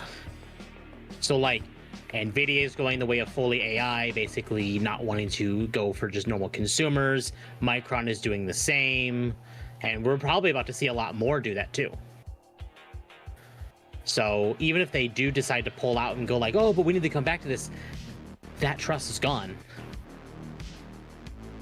They were willing to abandon their consumers for AI? I think that it won't really matter with a lot of people if they want like a product and it's better or cheaper than the others. I just don't think people care that much. So let's go ahead and actually read the article. Samsung to halt SATA SSD production. Leaker warns of up to 18 months of SSD price pressure, worse than Micron ending consumer RAM. Samsung is reportedly preparing to wind down its SATA SSD business, and a notable hardware leaker warns the move could have broader implications for consumer storage pricing than Micron's decision to end its crucial RAM lineup. The report suggests reduced supply and short-term price pressure may follow as the market adjusts. Samsung is reportedly preparing to wind down its SATA SSD business, and according to well-known leaker, the move could have far more serious consequences for consumer pricing than Micron's decision to end its crucial branded consumer RAM lineup. The claim comes from Tom, host of the Moore's Law is Dead YouTube channel, who says multiple sources across distribution and retail have independently confirmed Samsung's long-term exit from SATA SSD production. The leak comes after another report detailed that Samsung has raised DDR5 memory prices by up to 60%. Despite declining interest among enthusiasts, SATA SSDs continue to feature prominently in retail sales, accounting for a noticeable share of top-selling SSDs on major platforms, such as Amazon, particularly in the budget and upgrade segments. Tom argues that removing a major supplier like Samsung from this segment could tighten supply and push up SSD prices across the board, at least in the short to medium term. According to Tom, the key issue is not whether SATA SSDs are technologically outdated, but how much supply they still represent. He points out that roughly 20% of Amazon's top SSD bestsellers are still SATA-based, with Samsung drives making up a notable portion of that list. Pulling that volume out of the market even gradually reduces overall SSD availability, which in turn puts upward pressure on pricing for both SATA and NVMe drives. It also aligns with a recent prediction by memory industry veteran Dave Eggleston, who told Tom on a recent podcast while answering a question from the audience that NAND SSDs could be the next PC component to see price increases. Tom also stresses that Samsung's move is fundamentally different from a brand reshuffle. His sources claim Samsung plans to end SATA SSD production entirely after fulfilling existing contracts rather than continuing to supply the same NAND through other consumer-facing labels. That creates a genuine supply reduction, not just a change in branding. On top of that, the prospect of SATA becoming harder to source could trigger panic buying among system builders and businesses that still rely on the interface, further amplifying short-term price increases, Tom explains. Tom contrasts the Samsung situation with Micron's decision to scale back the crucial consumer RAM brand, which he describes as largely symbolic in terms of market impact. Micron, like Samsung and SK Hynix, already supplies memory chips directly to third-party brands such as G-Scale and ADATA. Even without crucial branded kits, Micron DRAM continues to reach consumers through other manufacturers, meaning overall supply remains largely unchanged. By comparison, Samsung exiting SATA SSDs removes an entire class of finished consumer products from one of the world's largest NAND suppliers. Tom argues that this is why the Samsung's move is worse for consumers. It directly affects how many drives are available, not just who sells them. Looking further ahead, Tom says industry forecasts suggest pricing pressure will ease again once manufacturers pivot back towards consumer hardware, likely around 2027, driven by local AI workloads and the next generation consoles that require fast SSDs and large amounts of RAM. However, he cautions that while SSD prices may eventually come down, the era of cheap SATA SSDs is unlikely to return, particularly from Samsung. I don't know.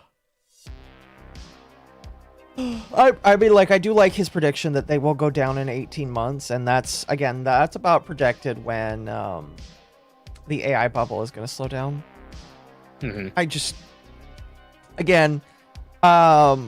AI has, in my personal opinion, slowly been eating a lot of people's patience in a bunch of different ways, you know? So I think we're approaching the period where I think we'll see that. I'm just interested in that bubble bursting so that I can Yeah. I can walk in and say I'll buy up that server rack for like pennies on the dollar. I want to save like $5,000 just so that I can walk in and say and give that over for like something actually useful. Mm-hmm. But yeah, I'm looking at like Amazon right now. If you look up just SSDs, Samsung is one of the first things that you'll see. Oh yeah, it normally is. It's because they're the most popular one. Yep. So, you know. Oh, excuse me.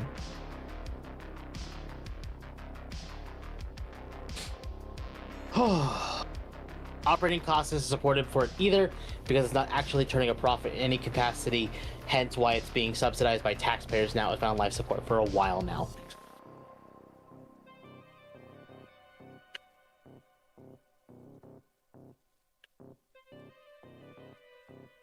Okay.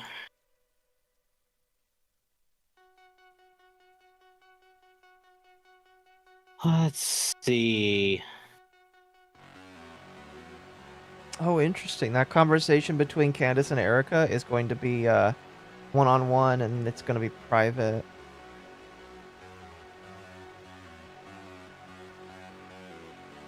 Weird. Yeah, very weird. Oh, this is interesting for people who are fighting game enjoyers.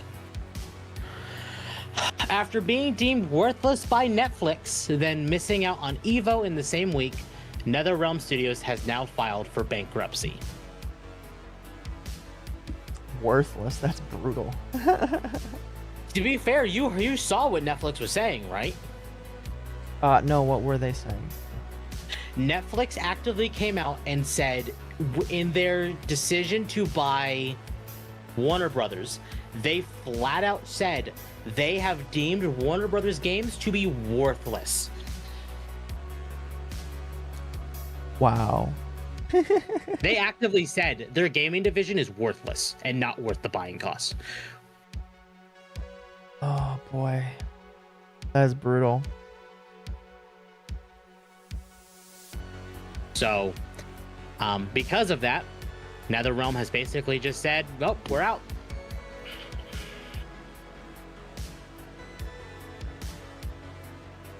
To be fair, they are right. Oh man, maybe they are right.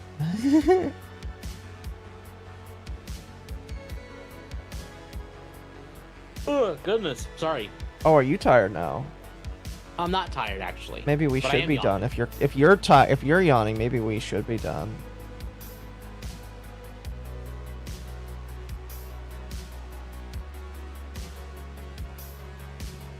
Okay, let's see. There was that. I haven't seen anything out of this. Court dismisses ex-Marathon director Chris Barrett's $200 million lawsuit against Bungie and Sony. What was he suing them for? Firing him and then not paying what he had in the company. Basically, they were supposed to pay him, but they hit a certain window where they fired him, so they didn't have to pay him. Or at least that's what the severance. Thank you. Okay. And he was suing them for $200 million, and yeah, the court said apparently no. He was. I remember him being fired because apparently some women in the workplace said he was being inappropriate. I see. It's a Me Too movement. I see. But it got dismissed, sadly, it looks like. Yeah, so I mean, unless by the judge. Unless it was with prejudice, he can appeal. Yeah. So we'll see. We will see.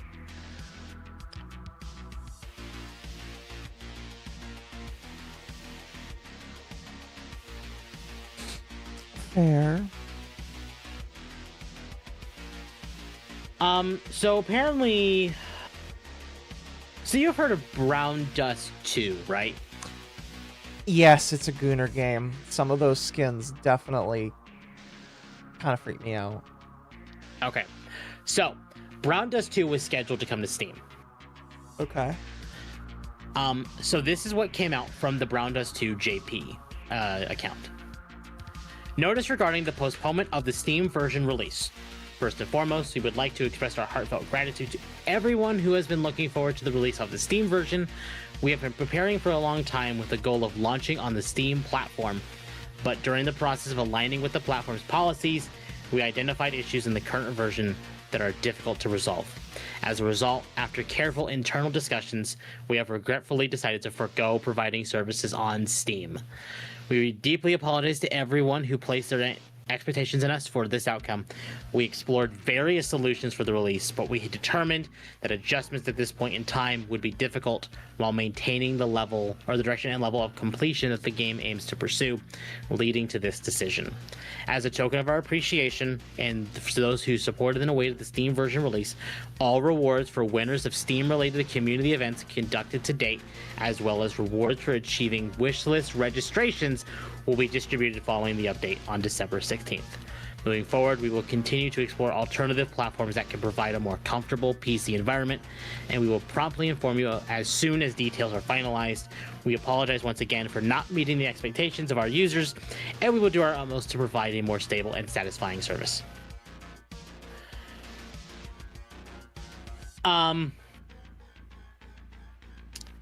So some people have actually speculated as to why this is happening. Also, I realized that was off screen. I'm sorry, Jet. You're good. I think it's too spicy, honestly. So, that's gone. LOL. Well, that's funny. But I was prepared. Yeah, we had archive it. No, I archived it. We're good. Excuse we me. have it. Bad, For Pirate Nation, the real reason why Brown Dust 2 was removed from Steam, they tried to bribe users to inflate wishlist numbers by giving out keys, gift cards, etc., which violate Steam's TOS. The following behaviors are prohibited: posting advertisements, organizing contests, gambling, buying, or selling Steam accounts, selling content, gift cards, or any other items, and begging. So, this is the actual thing. Steam wishlist event underway. Add to wishlist and verify for your chance to win a Google Play gift card. I just gotta say, okay, girl on the left. Yeah, again, I see what you mean there. I could very easily believe this. I could also believe this team is like, that's too much. I honestly, I can't. I can't believe it with all the shit they allow. I don't know. I find it very... It could be a combination of the two. Maybe. Maybe. I don't know. That's just... Wow. Look, I'm missing weapons here. What the fuck?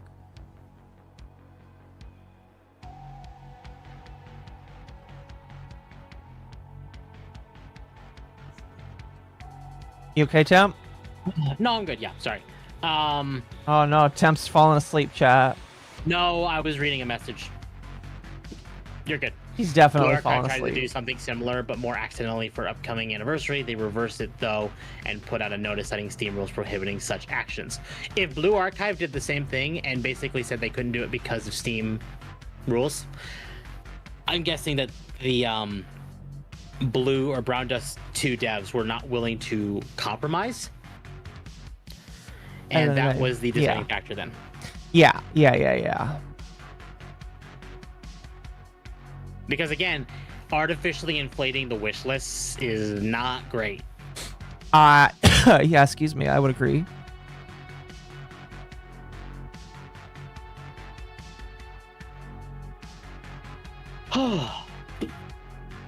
So if any of you were looking forward to this game coming to Steam, don't. Just don't. It's not.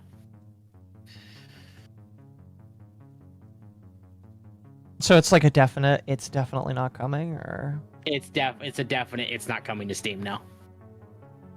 okay. I guess we'll end on this. So, during the Game Awards, we got the announcement for Star Wars: Fate of the Old Republic. And then we learned it's like 5 years away. Well, we've gotten more information since then. For those who don't know, Fate of the Old Republic is at least helmed by Casey Hudson, who was the original lead on the Mass Effect trilogy and Knights of the Old Republic. Not 2, just the first game, because Obsidian took over for the second game. We really don't have a whole lot of idea of what's going on here, but yay, a new Old Republic game. Awesome. No, it is not. It is a single player action RPG.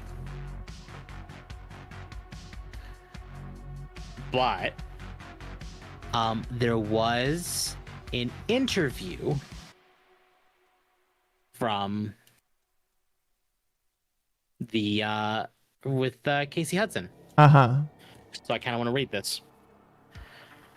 In Star Wars: Fate of the Republic, step into the role of a Force user on a journey through a galaxy on the edge of rebirth at the end of the Old Republic. The brand new epic narrative single-player action role-playing game from Argonaut Studios, developed in collaboration with Lucasfilm Games, was announced on stage tonight at this year's Game Awards, along with the first look at a thrilling trailer. It was announced that Fate of the Old Republic will be developed by a new studio launched by Casey Hudson, the director of the original Star Wars Knights of the Old Republic and the Mass Effect trilogy. Blending innovative storytelling, memorable characters, and heart-pounding combat, Fate of the Republic will immerse you in an unforgettable experience where every decision deepens your journey towards the light or the darkness. In the exclusive first interview on the forthcoming title, Hudson and Vice President and GM of Lucasfilm Games, Douglas Rayleigh, sat down with StarWars.com to talk about the storied history of KOTOR and tease what we can expect from the new collaboration.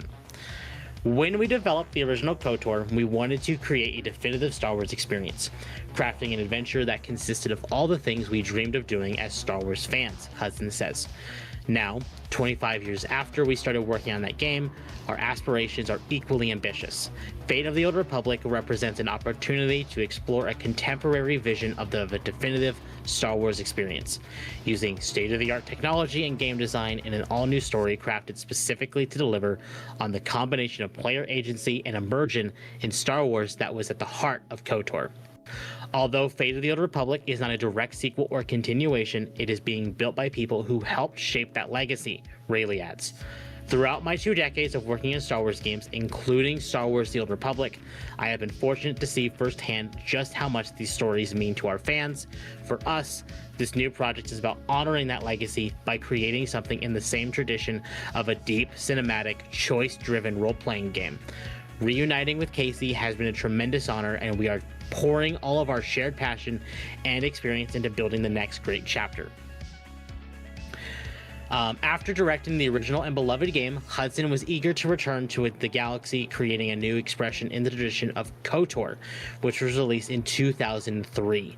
Star Wars has been an ever-present force in my life from the time I saw the first movie in 1977, and throughout my career, where it's been a constant source of inspiration, Hudson says. It's hard to describe how exciting it was to be able to work in the Star Wars galaxy, contributing to its incredible legacy. We had so much fun working on Star Wars Knights of the Old Republic, and it was one of the defining experiences of my career. Hudson remained in contact with Lucasfilm in the more than 20 years since, hoping to get the chance to collaborate again.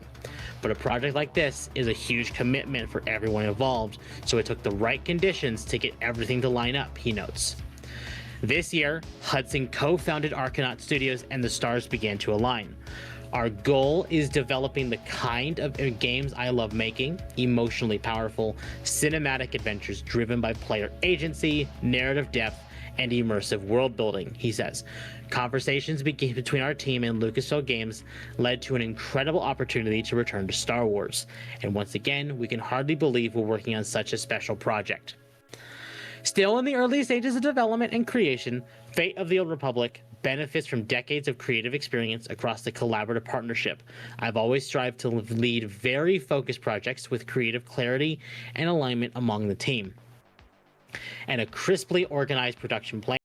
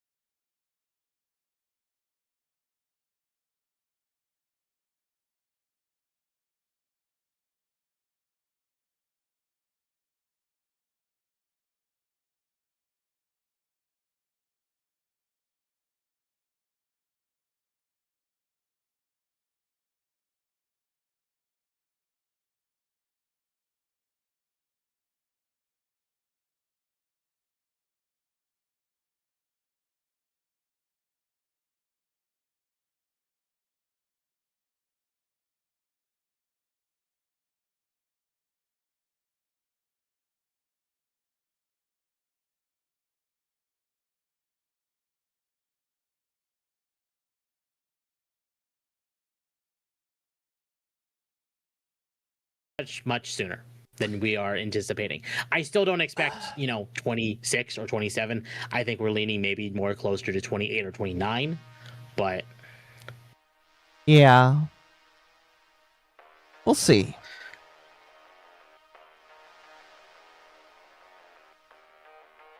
We'll see.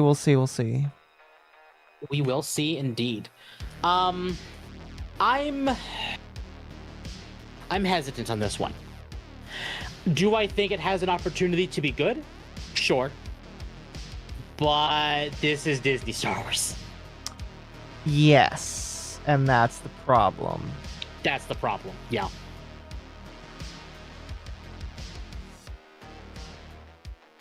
Oh, excuse me. Again, could it be good? Absolutely. I mean, I actually have enjoyed the story of Jedi Fallen Order and Jedi Survivor. Those are the closest things that Disney has done since acquiring Lucasfilm that has felt like it came from the George Lucas era of Star Wars. But after Acolyte, I don't trust them at all. I didn't trust them long before that. I mean, I didn't either, but especially after the Acolyte, any trust they might have gained was just gone.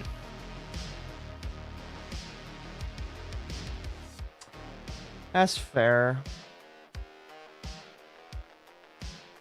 I know I will still be playing the finale or the final game of the Jedi Fallen Order Survivor series because I want to see how that one ends.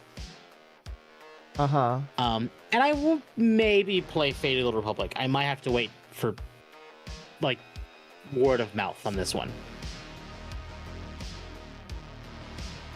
Insert Kathleen Kennedy soundbite. No, thank you.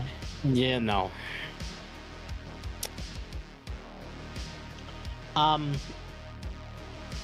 That's it. That's all we got. Oh, actually, you know what? No, we have one more thing. I just realized we had this still. Oh. Deus Ex Remastered. An update on Deus Ex Remastered. Thank you to the community for your feedback following the reveal of Deus Ex Remastered. We've listened to what you had to say, and in order to better meet fan expectations and deliver the best possible experience for players, Deus Ex Remastered will no longer launch on February 5th, 2026. We look forward to sharing more updates with you when the time comes. All existing pre-orders will be fully refunded. Thank you again for your patience and support.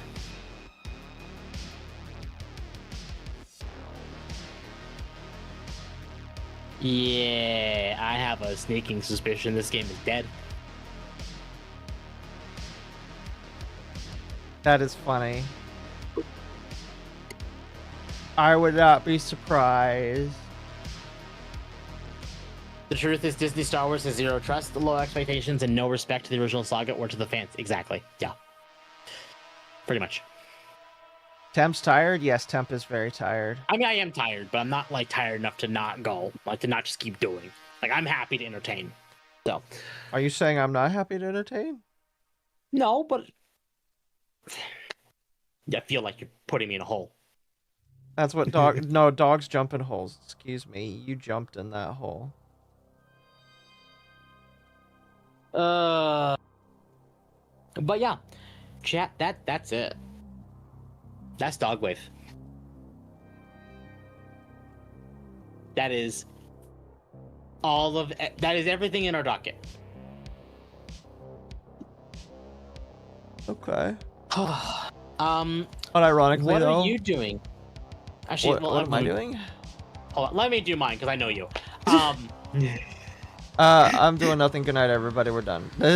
Yeah. He just thinks that I will end the stream if I do that. You've tried several times. Excuse me. So there will be no stream Wednesday. I have learned I have prior obligations on Wednesday, so there will be no Wednesday stream this week. There will probably be a stream on Tuesday or Thursday, though, to make up for that one. So we'll see. I will figure that one out. The schedule will be out tomorrow, so you'll know then when we're doing that. Otherwise, we have more Undertale on Friday. We have more Abiotic on Saturday, and we have Dogwave on Sunday. And then whatever else maybe I'm in the week. I don't know. Right. Flip a switch to Shock Doggo. Okay, I can do that. What are you doing next week? Well, tomorrow I'm I know playing. you have one big thing.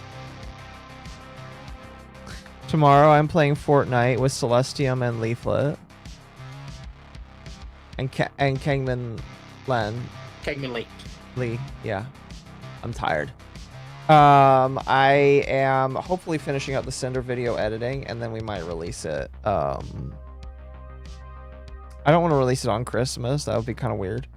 But we'll release it either before or after Christmas. Sorry, real quick. Funny that Mizu got his collar before Temp. There's a difference. I have my collar too. I don't have the shocking parts. Yeah, shocking parts. Also doesn't have. They got sent back because the people that I gave the address to fucked up with the address. I'm gonna be real, and they're trying to resend it. So, but I do have the collar, just not the rest of it. Yeah. Outside of that, I have my normal stuff. I have my normal hump day on Tuesday. Christmas is not next week. It's the week after. Yeah, it's the week after. Hopefully things calm down a little bit. Yeah. Cause it's been non-stop drama for the last couple of days, and I've not been able to cover it in the way I want to because I'm just getting used to work. Mm-hmm. A little hint. There might end up being a all-day stream on Christmas Eve. I have not solidified that plan yet. Okay. Because I have no plans for Christmas Day, at least at this moment. Neither do I. I might do something on Christmas. Release the video on the last day of Hanukkah. Oh gosh, chat. Speaking of Hanukkah, they came out, or Crowder came out. Trying to wrap my brain around this. Crowder came out and did a. He basically showed the hidden footage that proves without a shadow of the doubt that Candace Owens was fired from the Daily Wire for being anti-Semitic.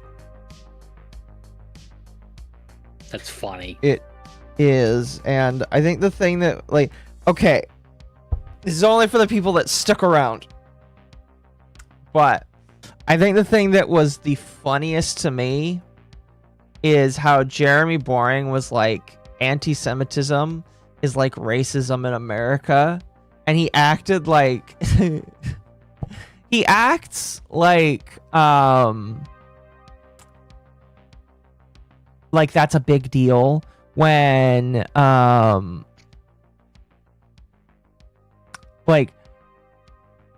he would probably be okay being racist.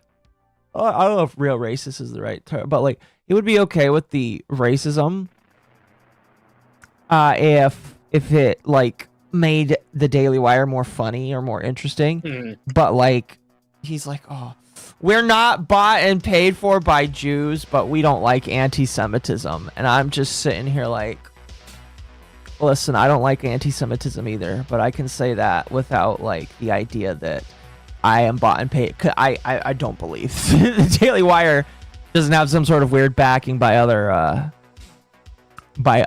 interests. But yeah, like I mentioned, chat, there is growing tensions on the Republican side of the internet. And you know me, I'm an equal opportunity poker. I hate all politics. But oh fuck. I do believe that there's a difference between the online politics and the real life politics. And the Candace Owens shit is definitely just it really doesn't matter. You're gonna, in a month or two, when she stops being popular, you're gonna forget about her. You're gonna move on to the next guy. Oh, excuse me, my apologies. Oh, you're fine. Sorry, it's I've just late been. for you. I have been ingesting a lot because, like, I've been switching tactics. I'm trying to reset my YouTube algorithm, and so I don't have any videos that I used to watch in there. I like unsubscribed from a lot of people. And now all I'm getting is people either defending Candace Owens or hating Candace Owens. Yeah. And so I do think it's worth making a video about. I know some of my fans will probably say that they like Candace, and that's okay. I legitimately, though, still just think that she's insane right now. That's all I got. We should probably be done so I can, like, go brush my teeth, because I got about 5 or 10 more minutes before my body decides to knock out. And you're the one saying I'm the tired one. I'm probably gonna for another couple hours. Like Tim shooting. No, okay, so chat. The shooting did actually happen. A lot of people were passing around a clip of Tim Pool. Who he called, or not? He called. Somebody else called, and the guy that called the sheriff's department said no. The problem was he called the wrong county.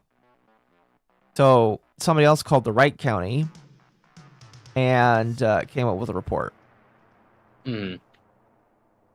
I also have heard rumors that he will talk about it more, but he's unsafe right now. And I kind of understand wanting to wait to do that until you are safe. So I will say the whole fear-mongering about, oh, this might be our last show, I found that to be very gay. Not gonna lie. It was very gay of him to say this might be the last show. I do feel like that was a bit of fear-mongering to try and inspire some of his fans. But I think he's legitimately allowed to be freaked out over all of this. Anyway, that's Dogwave. So my final time, chat, if you enjoyed the content I produce, I would greatly appreciate if you left a like, subscribe, hit the bell for notifications, join the Discord as the best place to know when I go live. I'm actually going to link my YouTube channel in MommaOcco's chat, so if you want to go subscribe to me there, we're actually pretty close to 750 subs, and even closer to 800, so it's fantastic. At 1,000 subs, we are doing a Sonic character smash or pass tier list. And you should join the Discord. We have rare dogs in there. We now have Doros, so if you want Doros, we have those there. Thank you, Gabby. Otherwise, chat, back Tuesday or Thursday. No guarantee on which one. One of the two, we're doing something. Do you want to rate someone, or just want to call it? Yeah, I'm rating people. You want to? Oh, okay. You're okay. You are rating Mizu. Oh, does it just show you? Well, no. I just saw Mizu's thing and saying you rated Mizu, so we're rating Mizu. Chat. Yeah, he's still going. That's why. Funny enough, he's reading the comments of that Jello Apocalypse video, so he might be almost done. It's where everybody went tonight. Chat, go say hi to Mizu on YouTube and Twitch. And we'll see you. We'll chat. I'll see you tomorrow. I'll be playing Fortnite with the Celestium Leaflet and Lee. Peace.